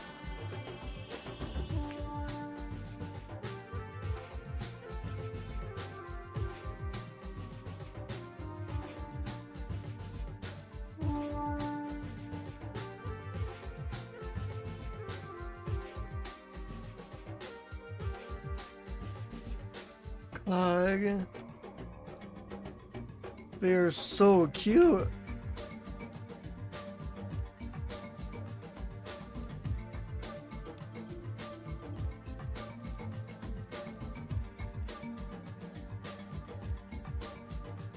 Holy shit. Lemurs rule. They're like so cuddly looking and fun.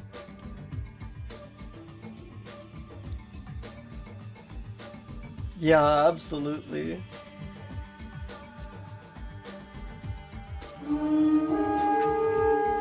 So scary.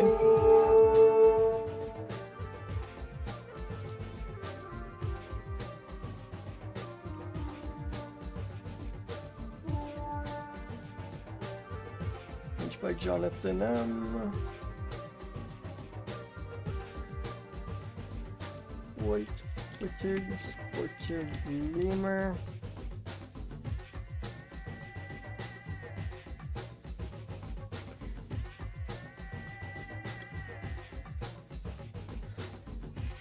Sorry. God, they feel lemur regal, but I wonder how much of that is the influence of the movie Madagascar, you know?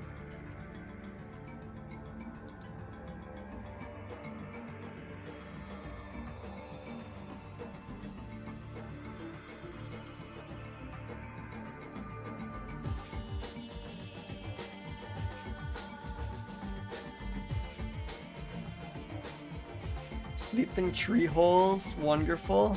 Yeah. The regime has been implemented. Whoa, double Desmond, 2 in a row.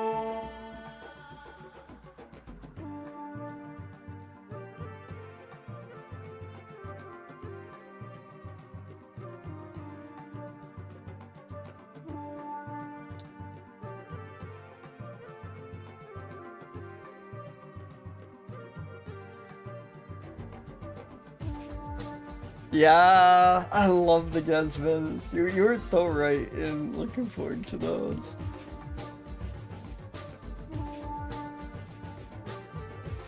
Yeah, they're regal. I don't care if Madagascar the movie is biasing me, but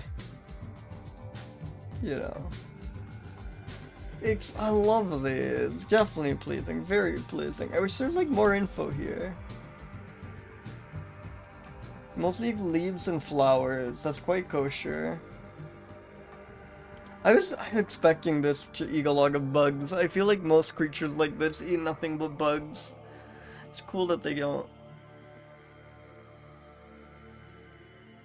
A little bit. Like I've seen just like the faintest hints of like the orangish brown.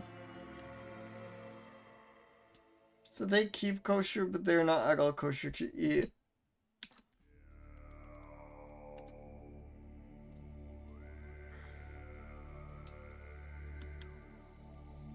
Lemur. Orchid.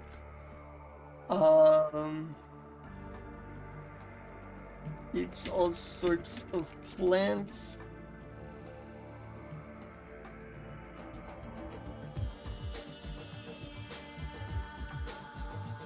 Very teddy bear. I think it's fair to say.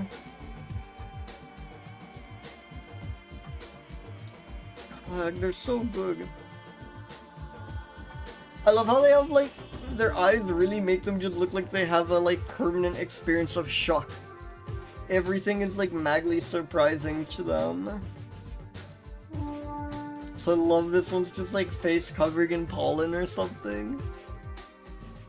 God, they're so good.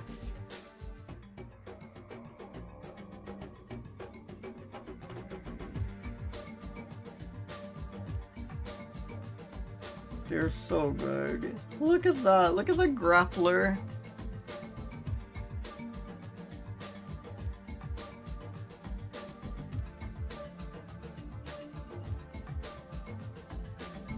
Oh, that's bizarre.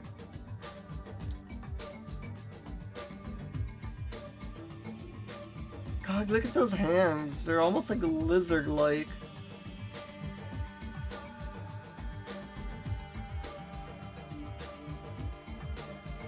Expression of shock.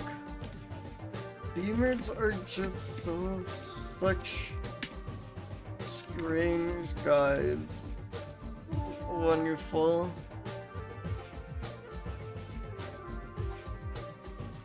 I think an ad break is starting soon, so I will see you all in like a few minutes. See you.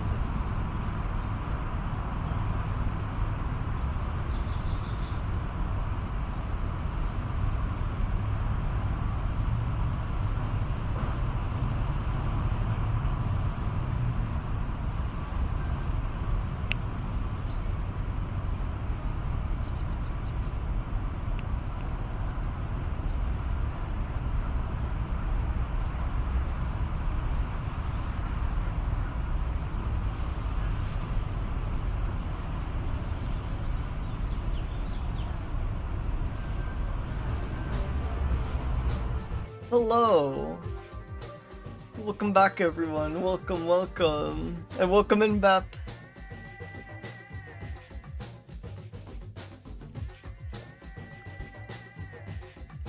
Let's spin a mammal.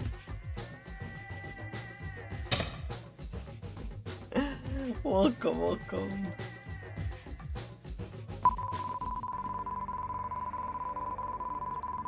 I'm continuing. I mentioned this on Forest stream when I was there. Shout out Forest. I mentioned this on their stream. I've been experimenting with just like dusting a little bit of cinnamon on my espresso, and it kind of goes crazy. It's so good. It's like probably sacrilegious if you're like a coffee snob, but just like a little bit of sprinkling of ground cinnamon on top of my espresso was like crazy. Hell yeah, Bev. It's the like smell more than I love the smell of cinnamon so much. Yeah, really good illustration. I love this. It's so like geometric. You almost can't tell this is like depicting something at first. This is just like abstract shapes, you know?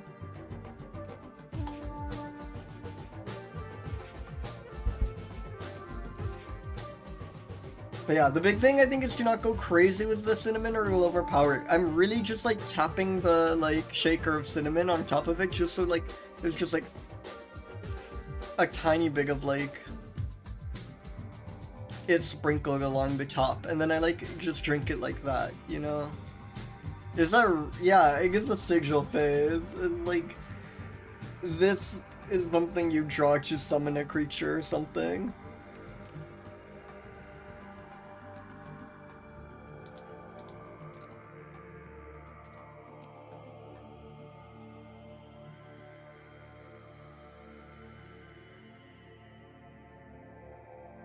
This species resembles the next very closely in the form of the central nose leaf, but it may be regularly distinguished by the much shorter and broader terminal portion of the nose leaf, by the form of the outer margin of the ear, by the single groove in the lower lip, and also by the greater size. It has that vibe at least.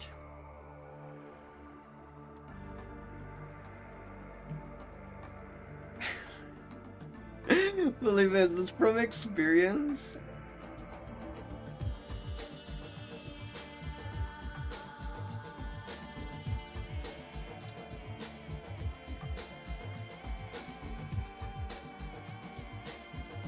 No new gig about the species since its first description, which was in 1844.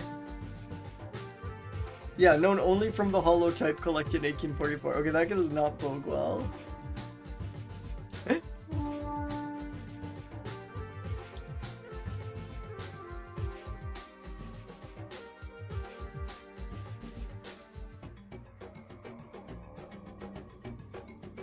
That's like the most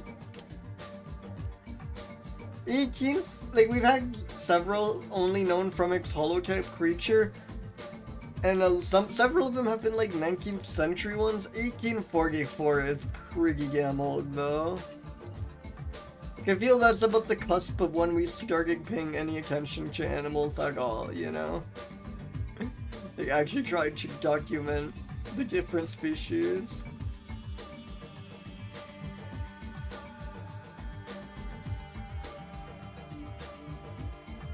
The author's list is anonymous, so I wonder how real that is.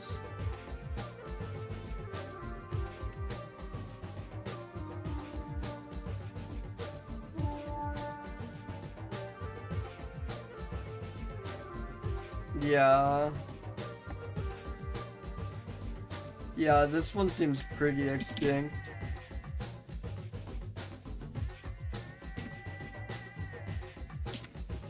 But I think that, like, Mesquite gives, like, an air of regality. Also, the, like, portrait does as well.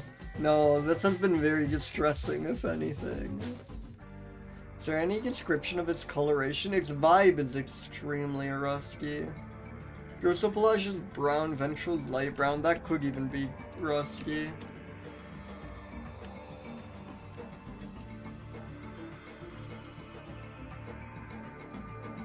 Horseshoe-backs eat bugs. I'm giving it like a little credit in the fact that this probably has been like extinct for a century and hence doesn't eat anything. Known from one specimen collected in 1844. Not looking so good for this fella. Amazing.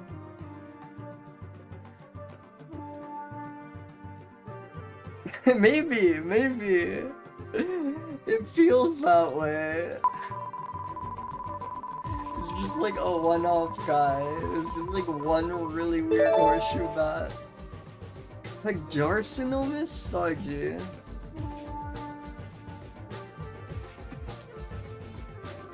Sodyi's tree rat.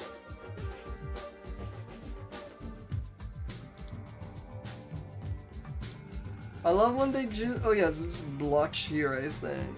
Awesome. Or the Javan bamboo rat. Probably nocturnal. Its foot suggests arboreal or semi-arboreal lifestyle. Semi-arboreal lifestyle is a good phrase. Are any of my tags like lame enough that I can... I don't need the English tag, right? Like, surely no one filters just... Like, I think the other language tags are quite useful. But I can't imagine that many people are, like, filtering just streams in English. And somehow I get, like, a bag vibe. Like, that'd be very understandable, but I get, like, a bag vibe from... Like, yeah,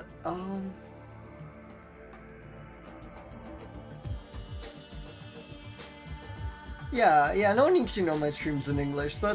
It's in the title, and we need more room for semi-arboreal lifestyle.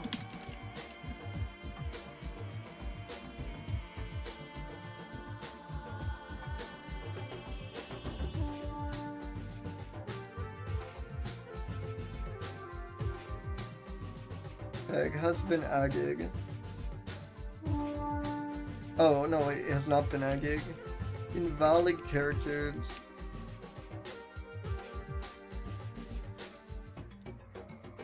Okay, I have added the semi-arboreal lifestyle tag.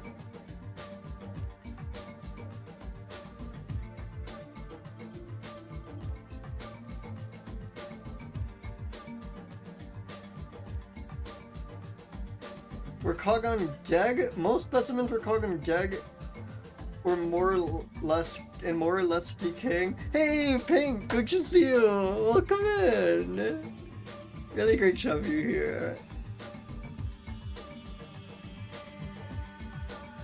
They're caught on gag or more or less decaying big bamboo stems in a forest in which they gnaw entrance holes of 3 to 4 centimeters.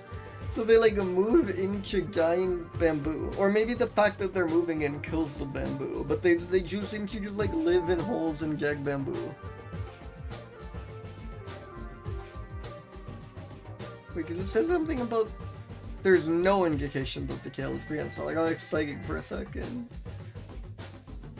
Diet probably contains bamboo.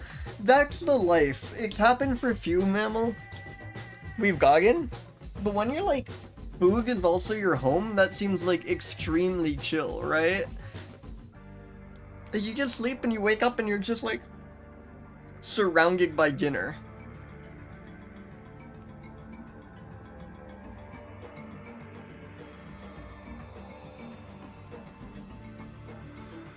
That's the life.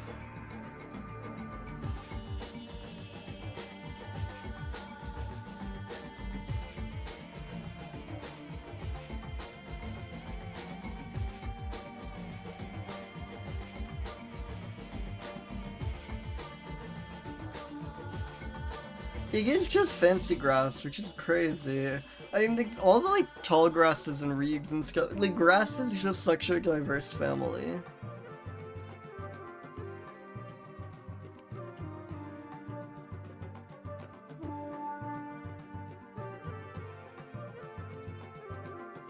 I love like tall, like swampy grasses and stuff. I love like a marsh or something. Look at those eyes. This creature is so scary.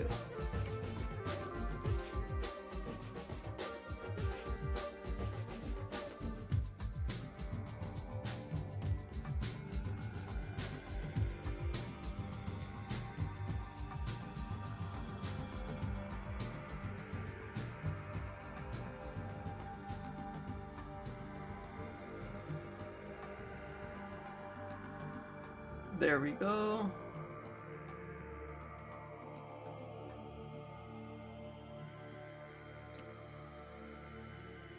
Javin Bamboo Rat.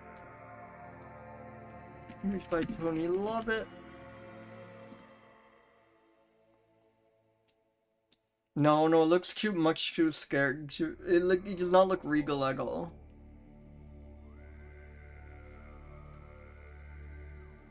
It just does not have a regal vibe, I'm sorry. No, this is like 8 regology. I love that it lives in bamboo. I think that's cute, but that's kind of all this creature is going for it. It is quite rusty in appearance, but not like crazy rusty. I think it's like 155 rusty. It probably keeps kosher, but they weren't sure about that, and it is not kosher itself at all, so I think like a 91 is fair. Lives in bamboo. Probably eats bamboo.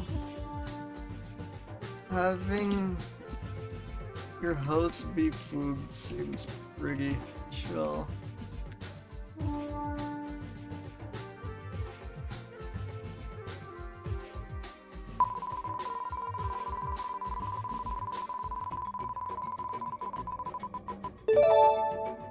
Orthogeomys? That's a pocket gopher, hispidus. I think it's a pocket gopher. Yes, the hispid pocket gopher. And like a lot of the pocket gophers, this genus has been reclassified.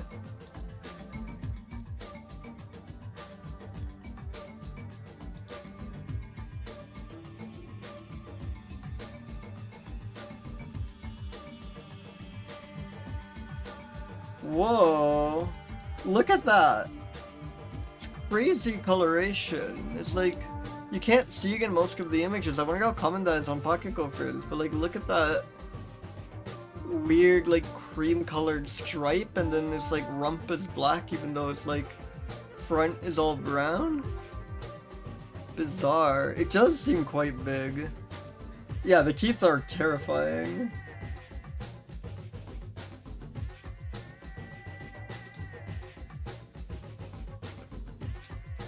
Is that like normal?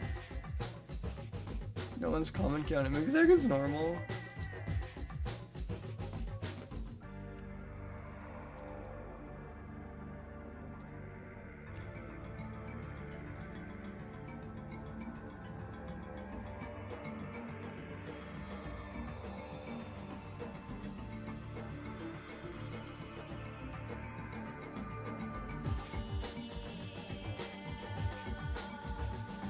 This big pocket gopher, and this image is by Pedro 1990.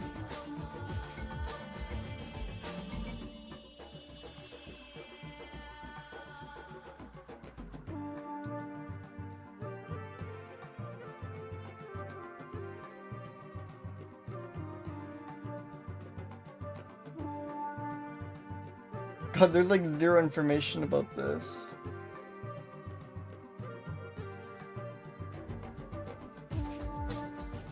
Maybe it's because it's all on. No? Wikipedia have anything? No?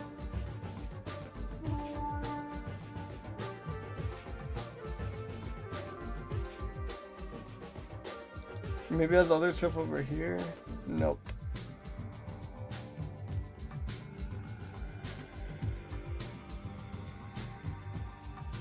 Oh, there's a little newsletter about it. Oh, this is great. Okay, this is perfect. Jogging the entry road at dawn, bright moonlight revealed something hamster-sized and unmoving at the road egg.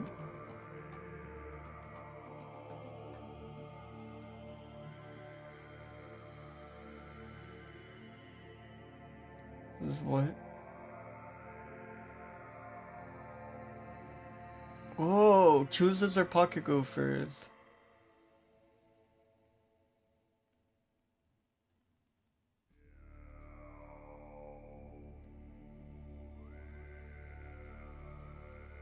They found like they found the tunnel system, it appears.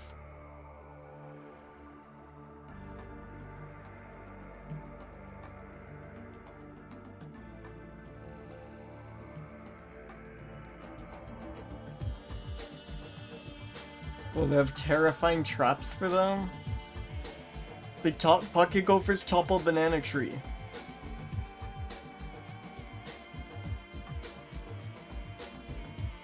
The choosers still haven't discovered my carrot patch, and I'm enjoying those carrots enormously, but no, it's only a matter of time before they all succumb to the choosers. Wonderful.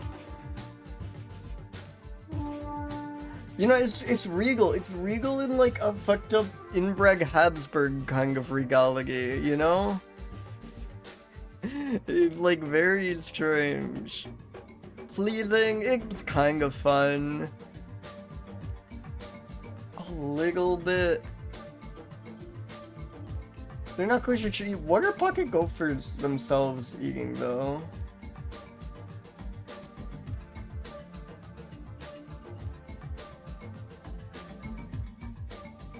Eating habits.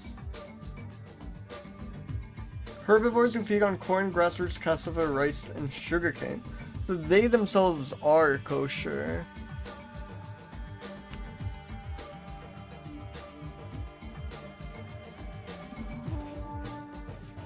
Yeah, I think my only note is gonna be that quote.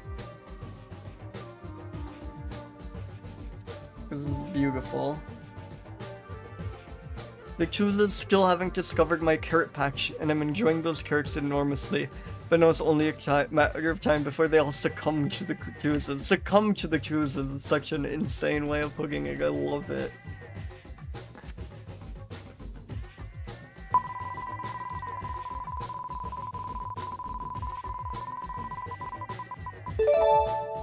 Myotis nigricans? Myotis are the mouse-eared bats, but it would just be called the something bat, or the something Myotis. In this case, the black Myotis. Whoa! The like bright white teeth are so scary. This is like a piranha or something. Look how sharp those teeth are. And the claws? It is very cute. And it's extremely cute, but also terrifying, which is the second such bat. It is such a grin. They are quite wonderful, yeah. I find the feet so disturbing though, but I love the smile and I love just the size. It is really quite cute.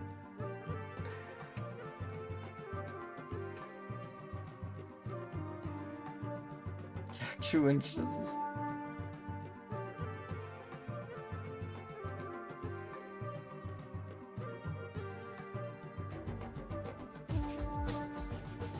Here is at the dentist.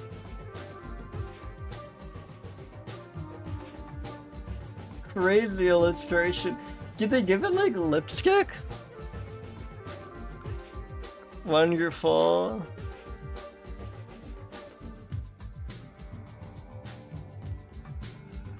Yeah, this is a different creature. I'm sorry.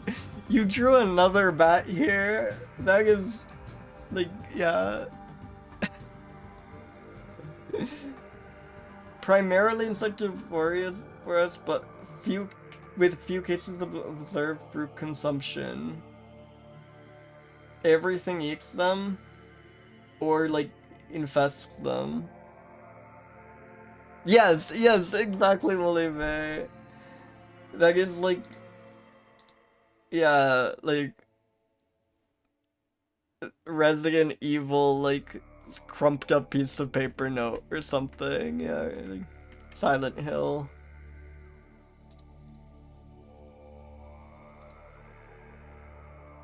Wait, this is also a different creature. This is the brown Myotis. These are not the same guy. I refuse to believe it. This one maybe. I love the smile here. Look at that. This is extraordinarily regal.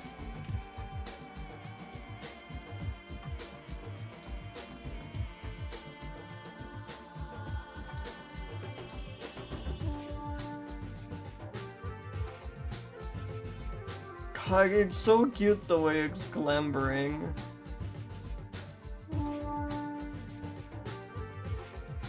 This is really good. I love this guy. I mean, Tanix's teeth are a little scary though. But this is just adorable.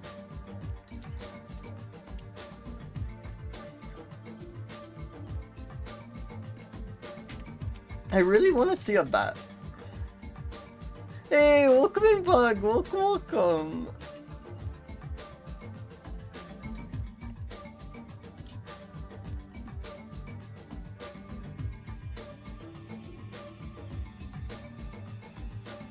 Yeah, that one image was so regal. This guy's pleasant. This guy's pleasant for sure. Oh, we should read about it.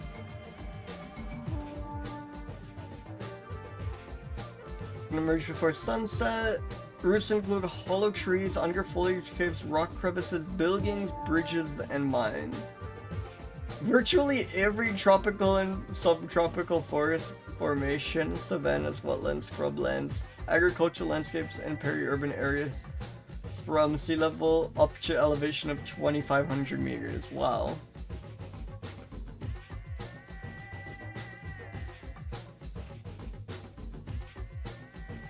No sperm storage occurs.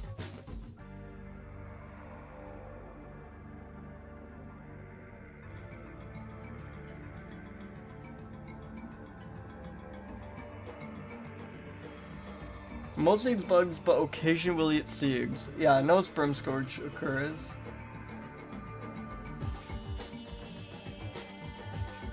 Hey, welcome, Jekyll. No sperm storage occurs.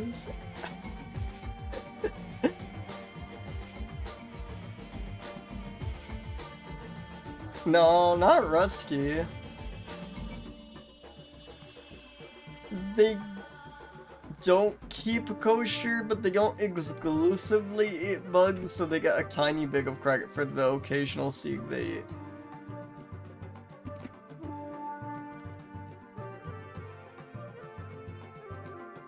Is anything else? Like, they live everywhere, they occasionally eat seeds, but I don't think anything else comes close. I think that can be the notes. You too. It's a great phrase.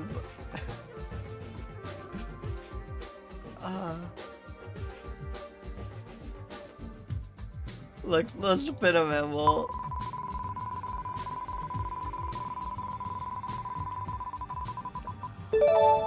Oryzomys is a rice rat, balneator. Balneator? The Peruvian rice rat. Or Ecuadorian rice rat. That's some controversy right there. You know there are fierce disputes about what you call this rat. Huge drama. Oh, that is so cute. This is the one of the, I keep saying this about different Rogans, but this is one of the most, oh yeah, that is why they call it a computer mouse looking creatures, you know? Like, he even has the cable back here.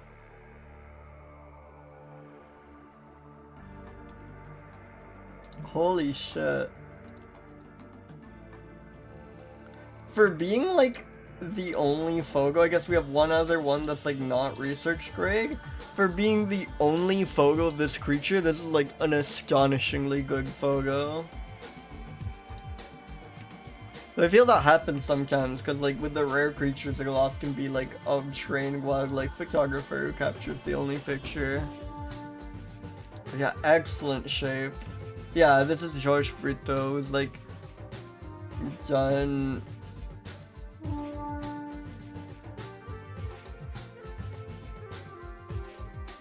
done other great photos. Definitely a name I recognize.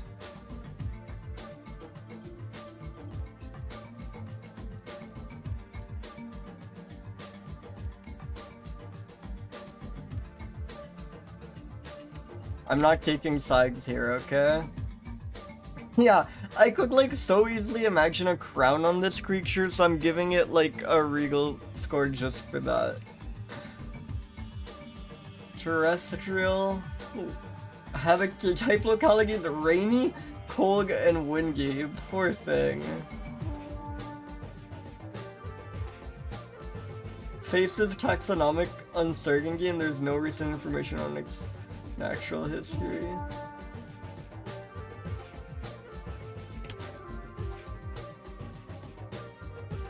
Extremely pleasing. I love this guy. It's got some rust to it, like undeniably the orange and brown. And I think it's almost like more rusty when you aren't like entirely uniformly orange-brown. But when it's just like orange-brown over this more metallic color, that really feels rusty to me. Actually, I'm gonna go up to like 220 here. Kosher? Does it say anything about its feeding? Almost certainly not. No information.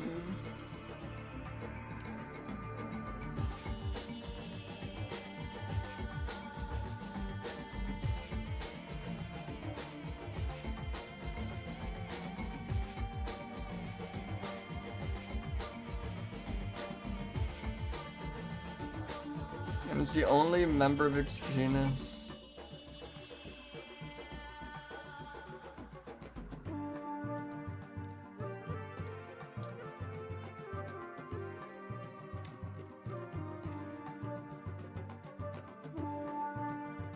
Yeah, a matrix of vegetation is also insane.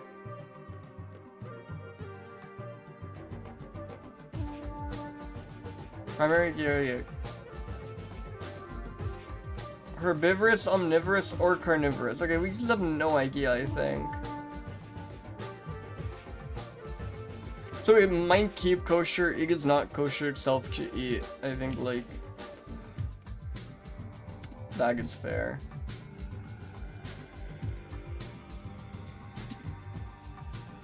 Very clearly controversial common name. Its home is cold, windy, and rainy. A matrix of vegetation with sharp contrast. Beautiful.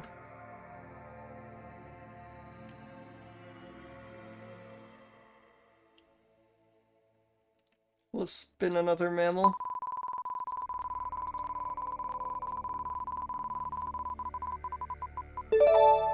The sopping wet rat, yeah. Phyllotis haggard, the haggardly Phyllotis. Just his ear, I think. So there's something. Yeah. Oh no, it's not haggardly. It's just haggard's leaf-eared mouse. Leaf-eared is such a beautiful descriptor. Yes! Love this guy. I also love the kind of like fisheye effect going on here. I love the like distortion here. It's like some weird like action zoom effect or something. Like you kind of have like this going on with this image, you know, like this the like kind of radial blur that's going on here. Beautiful creature. So good. Another one from George Brito, like was back to back. George Brito mouse images.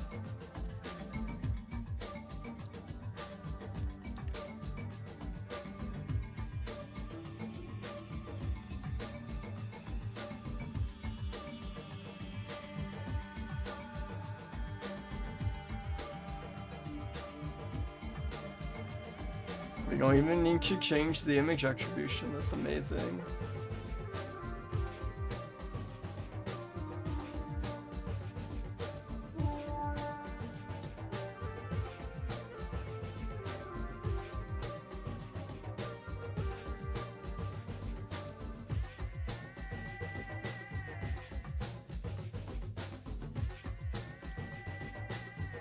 Haggards, leaf-eared mouse.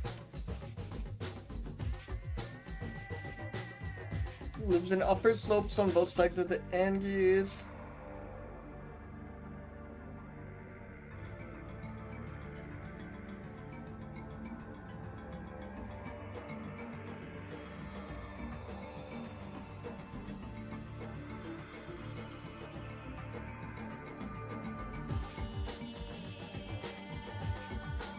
There does not seem to be a ton of information about this creature.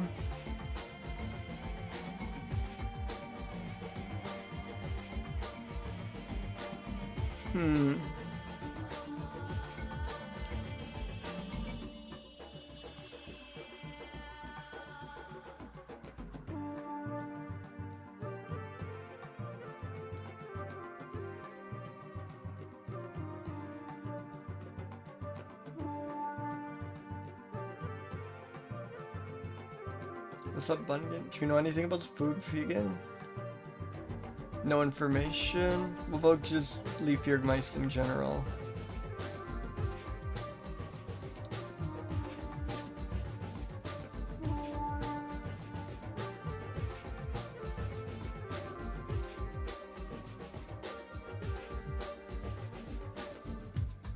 True.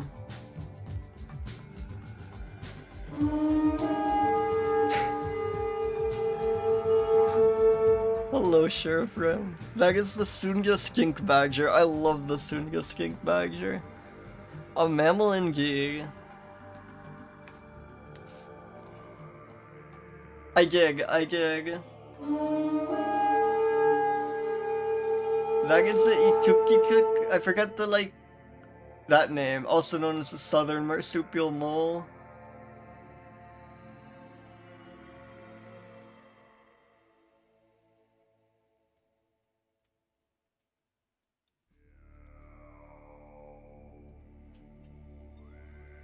Trapped at an elevation of 3,754 meters next to a rocky stream bordered by grassy paramo vegetation. That's good to know. Oh wait, I guess this is a pretty big clue on its diet. It seems to be eating grass. Yeah, this thing's regal, what the hell. No one can stop me. Quite pleasing. Really quite pleasing. Yeah, this one's rusty too, for similar reasons. It seems to maybe be keeping kosher. Obviously, it is not itself kosher to eat.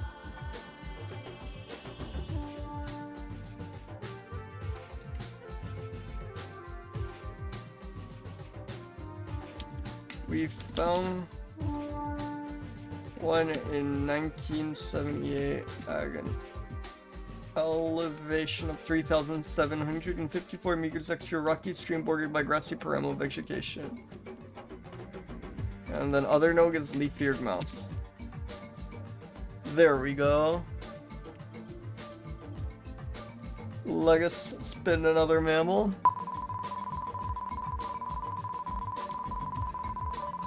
And yeah, I want to add many more mammals to the pool. Part of it is like, did you remember what the fun, strange creatures we learned about are? I don't want to add horse or anything to it. Both because we have a rogue horse, but also I want it to be the weirder, unfamiliar creatures.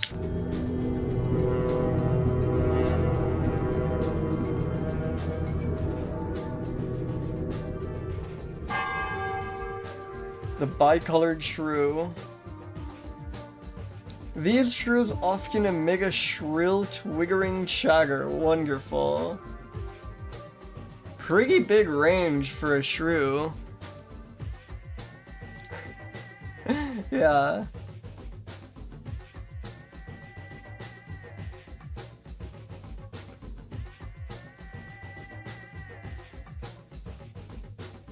Natural reservoir for some horrible virus. Oh, this is causes... Is this herpes or is this like a subset of herpes?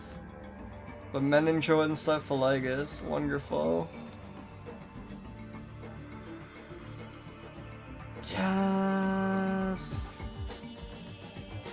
Look at the creature. Look at the creature. Look at the creature. Look at the creature. I love this one. It's so tiny. It just, again, you just hold your hand out and imagine, and like look at this image and imagine what that size would be in real life. This thing is a bug.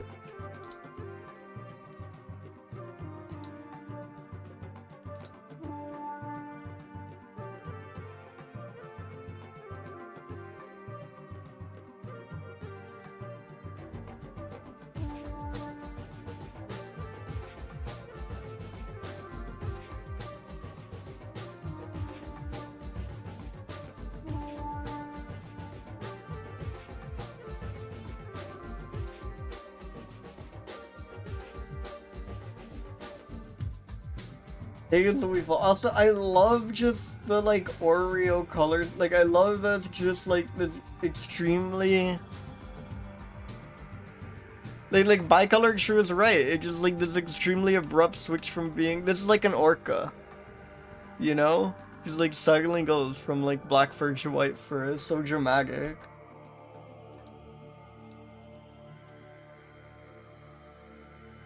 Cuggliness non-cuggly, brugal. Biotope shrubs. Lifespan short-lived. Spine vertebrate.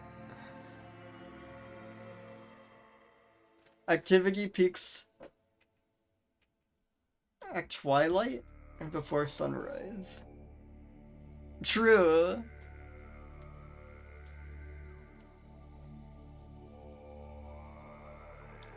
Lives in semi-desert steppes, meadows, forest clearings, floodplains, gardens, field edges, rock outcrops, and haystacks. Prefers virgin regions.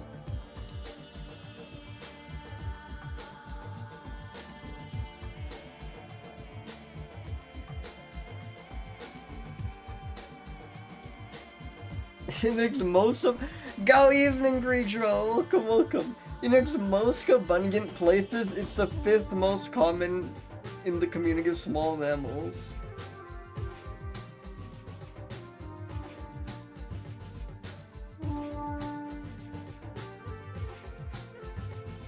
Presumably capable of hunting larger beagles compared with other similarly sized shrews.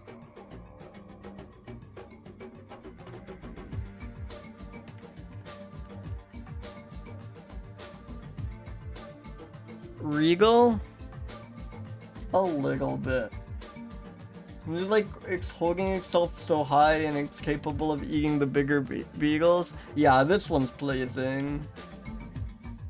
Not really rusty at all. No, in either sense. But gets a little bit of credit because unlike rodents which are explicitly prohibited, this is only like prohibited on account of not having cloven hooves or chewing its own cud. There's no like a special rule against shrews. They just fall under that catch-all. Whereas the rodents, they had to go out of their way to say, remember, rodents aren't allowed.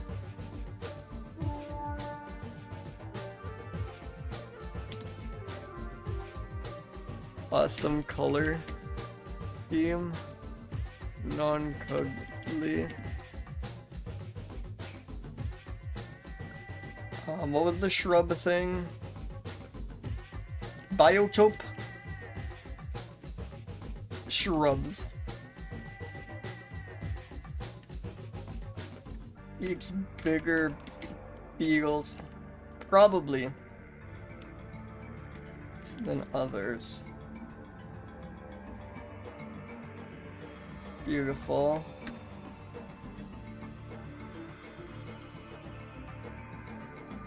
Let's spin another mammal.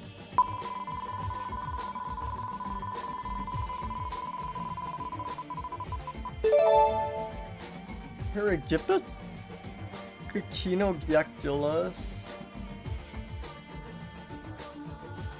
Kumbtog jerboa, let's go.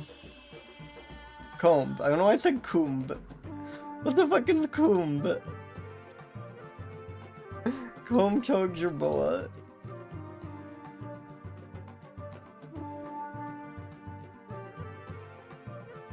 Lives exclusively in unstable sand. Wonderful.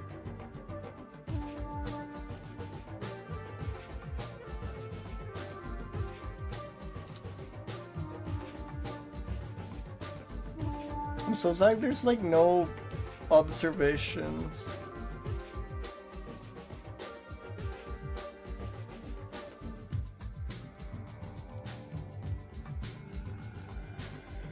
There's like one stuffed specimen apparently.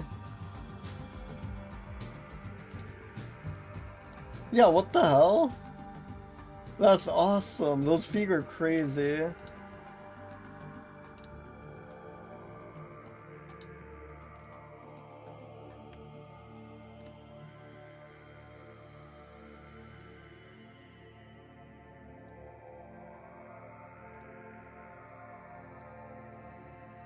The tail is also great. Like, it really looks like a paintbrush here, like dipped into white paint.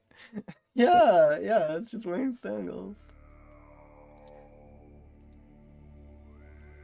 Ah, wonderful creature.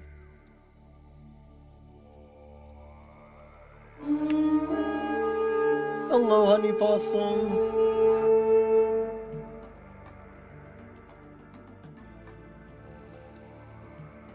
But, like, it is called the comb-toed jerboa. I love honey possum so much. It genuinely might be my favorite creature of the stream somehow. There's been, like, much crazier, but there's just something so delightful in concept about it.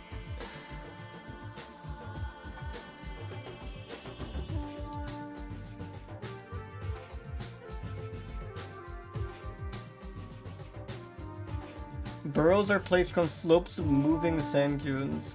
When running fast, use asynchronous ricochet jumps. Hell yeah. Maximum jump length of 3 meters? Wow.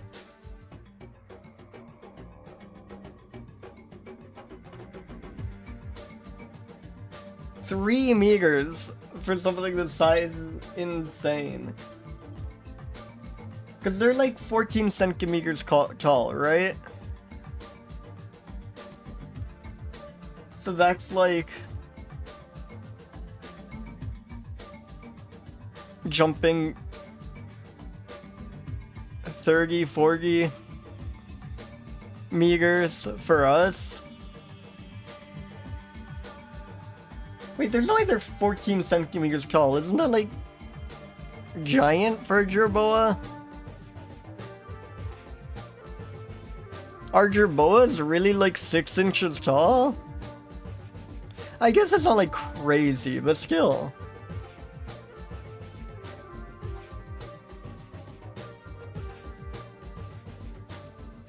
Fastest of any jerboa species?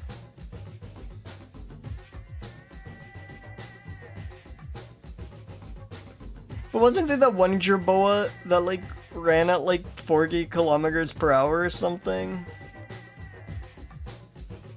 And that's like 3 meters per second, so like what, like 10 kilometers? Or not even. Then maybe, Yeah, we need the big jerboa race to settle this.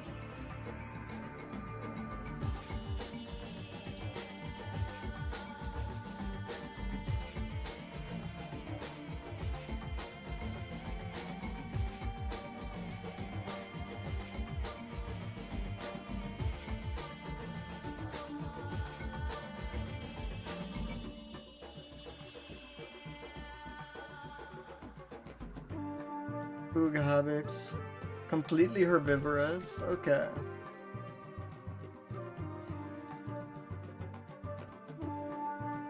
They are kind of regal. Like, they're just so, like, majestic.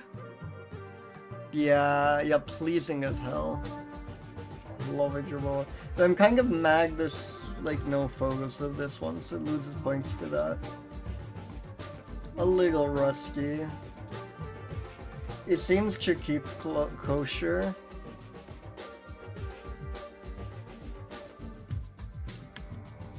ricochet jumps up to 3 meters in distance.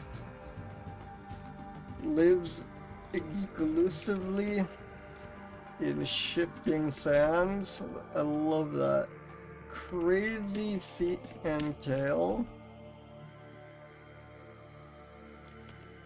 Maybe the fastest jerboa. Wonderful. Let's spin another mammal.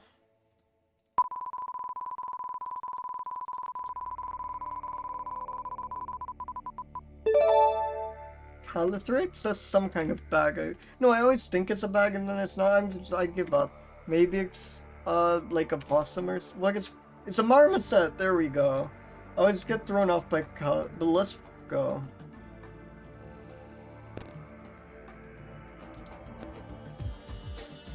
Crazy low resolution image.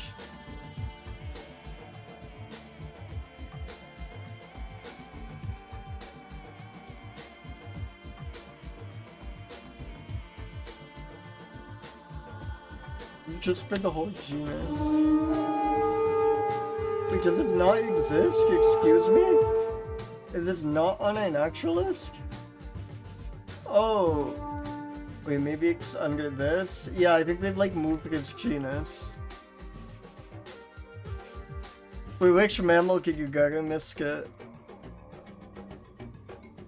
Yeah, there we go. No observations, just this one image.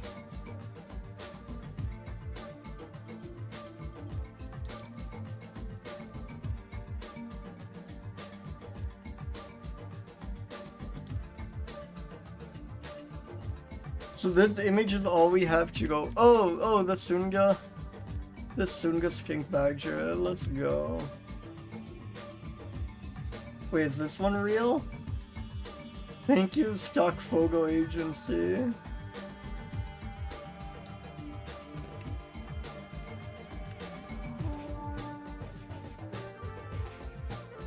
They kind of missed the mystique of the only thing being this like one extremely low resolution photo.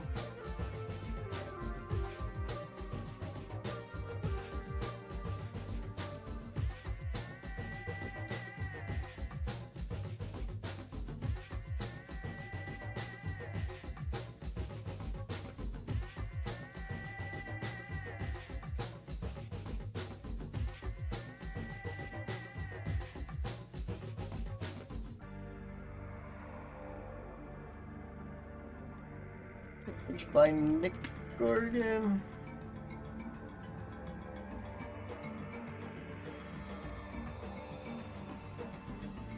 Mouse marmoset.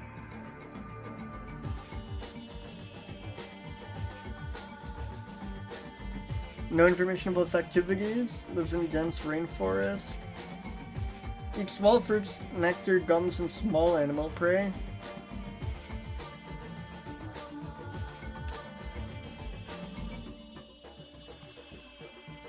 They look extremely regal. And I love them, they're pleasing. Though I am, again, mad there's not more information. Oh, maybe a bit. They keep kosher. It seems like. Oh no, small animal prey. Okay, never mind. So this means you mostly eat kosher things.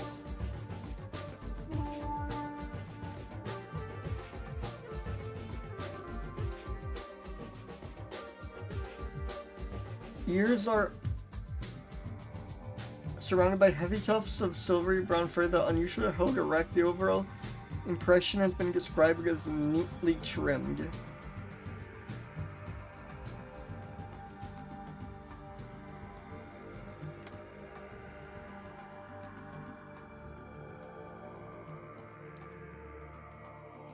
I do like the fur around its ears. They are quite good.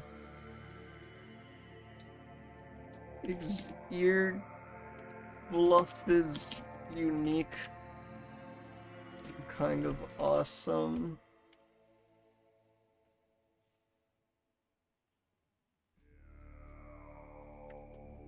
Monkeys rule. I gotta see one. I have seen monkeys in the past. I wanna see photograph one soon. I really wanna go check out Costa Rica, the Amazon, and just see monkeys, see rare monkeys. It'd be so good getting like the only photo of this one, an naturalist. I imagine it's like extremely hard to do, or someone would have done it by now. Look at that range.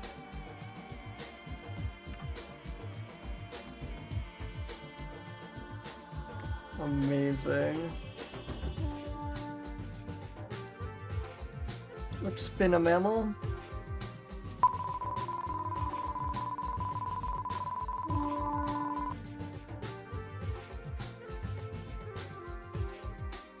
Lepus. Wait, Lepus? The Corsican... Is Lepus like rabbit? Isn't Lepus like hare? Yeah, the Corsican hare. Look at this. Contrary to... It's not exclusively native to Corsica.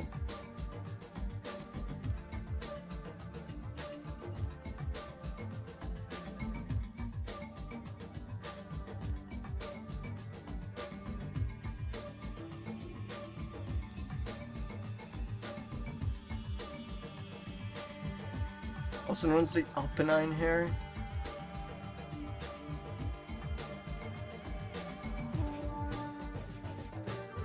Oh, it's so good. Wait, are rabbits kosher? Is this like the first? Because they chew their cud, right? But are their hooves cloven?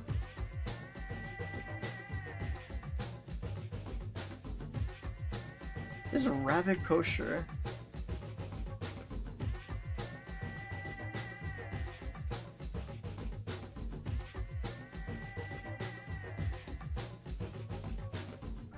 No, it's because they're not even ungulates, right? There's no chance. But they do chew their cud, right? Well, they're not in the ruminant family.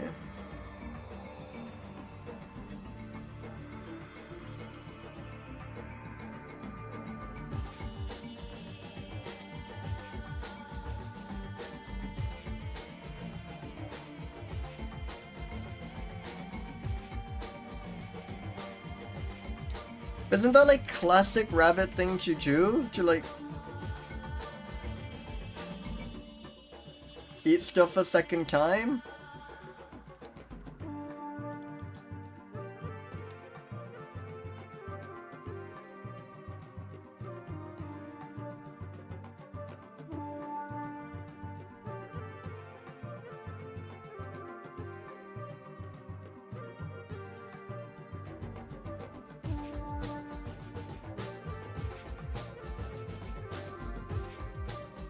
Whoa, this is like controversial. They eat their food twice, but it's not quite the same as like the way ruminants do it. Okay, so they get, this is like the closest thing we've had, I think, to something that's kosher to eat, even though it's not kosher to eat.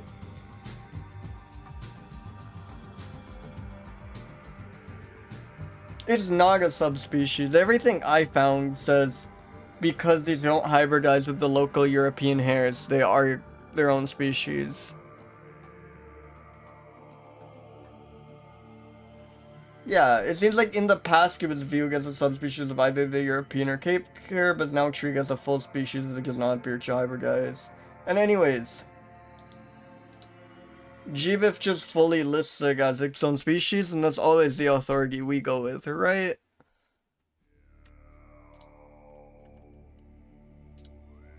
I love this action shot.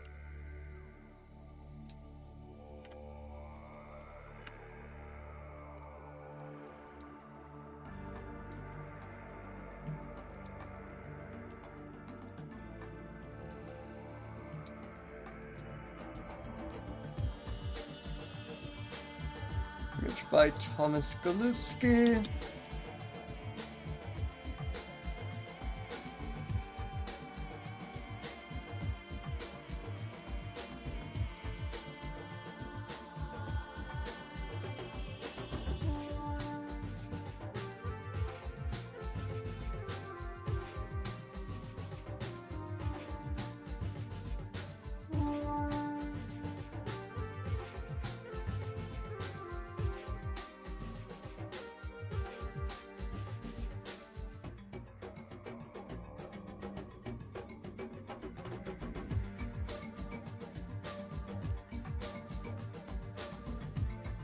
But yeah, casting tree taxonomically controversial.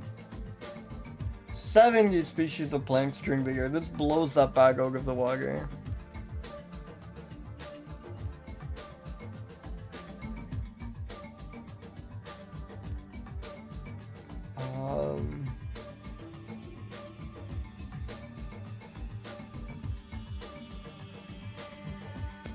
You can distinguish by skull measurements or teeth measurements.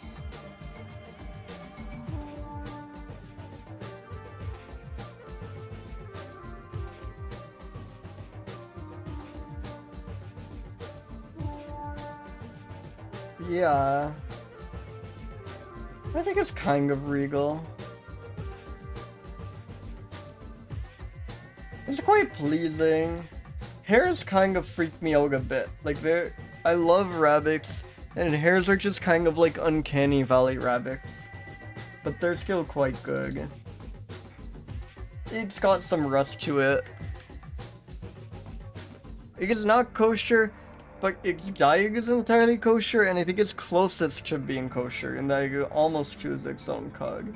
I think it goes up to like a 155 here.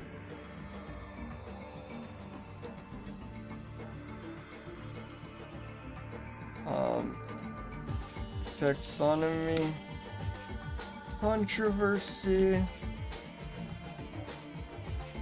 not exclusive to Corsica, has, what was it, let's see.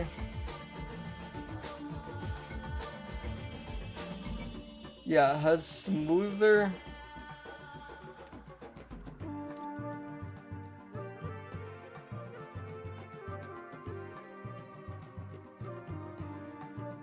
posterior contour to its upper incisor than the European hair.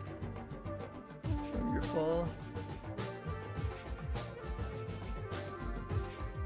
Oh, I love how baby rabbits and hares always just look so like lumpy in people's hands. Like their ears droop down and they just become this ball of fur. This video by the Ratch to be. Thank you. This is wonderful.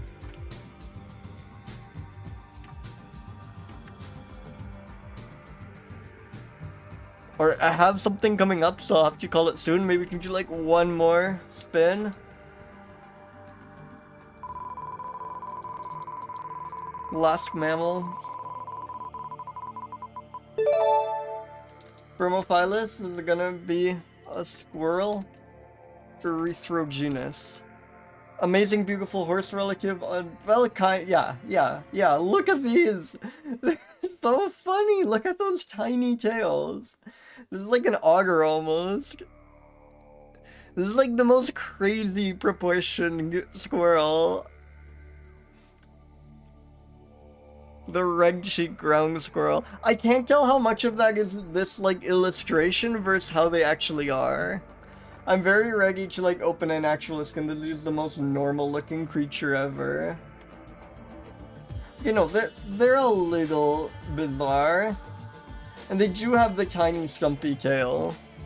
The illustration makes them look weird, but this is pretty damn weird. I love their bipedal ass. Look at them up on two legs.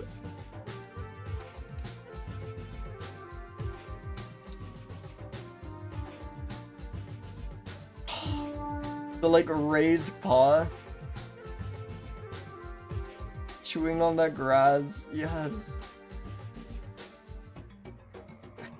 I love the eyes closed thing. It looks so pensive here. It's contemplating. He's deep in thought. And then it's just chewing on grass. Wait, holy shit!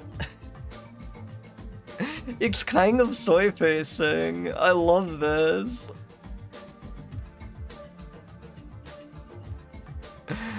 Holy shit. Holy shit.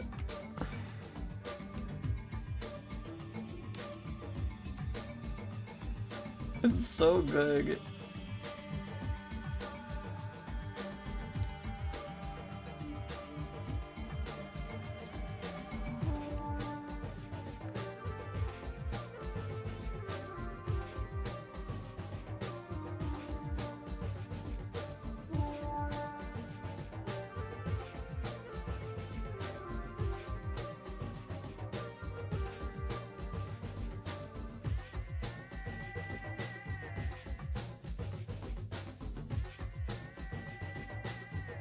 Oops, that is the photographer's name, not the species name. Yeah, we have a... We'll add one to the pool.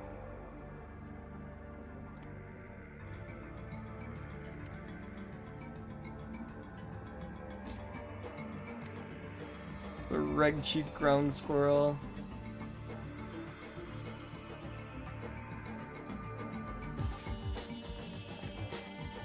Hibernates in simple but deep burrows. Appears to be solitary.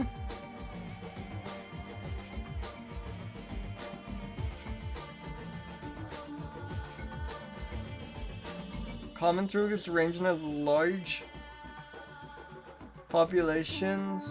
Hosts a number of diseases for which it is sometimes persecuted. Hunting for pelts and foods in some local areas.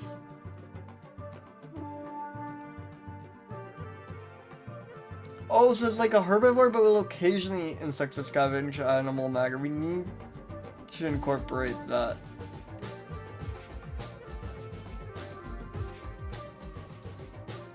It's got some regality to it. It was quite awesome. And the illustration... It's rusty. It keeps mostly, but not entirely kosher. It is not itself at all kosher to eat. Really stubby tailed. Incredible illustrations. Love that it can soy face.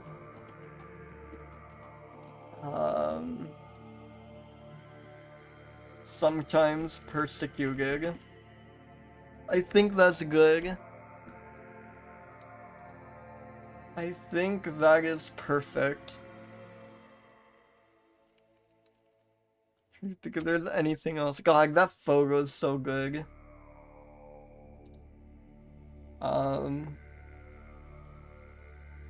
But yeah, with that,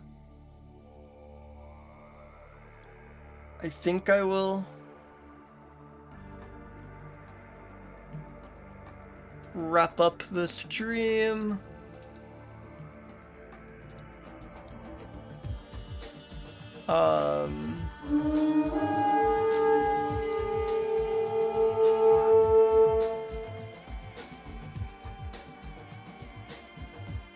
Let's find someone to rig. A lot of people are on. But I don't think I've rigged crew in a minute, and seems to be playing like some Atari games. I love the like truly ancient games crew has been playing, like pre-SMB1, pre-NES games have been awesome. So let's head over there. Thank you everyone so much for coming by.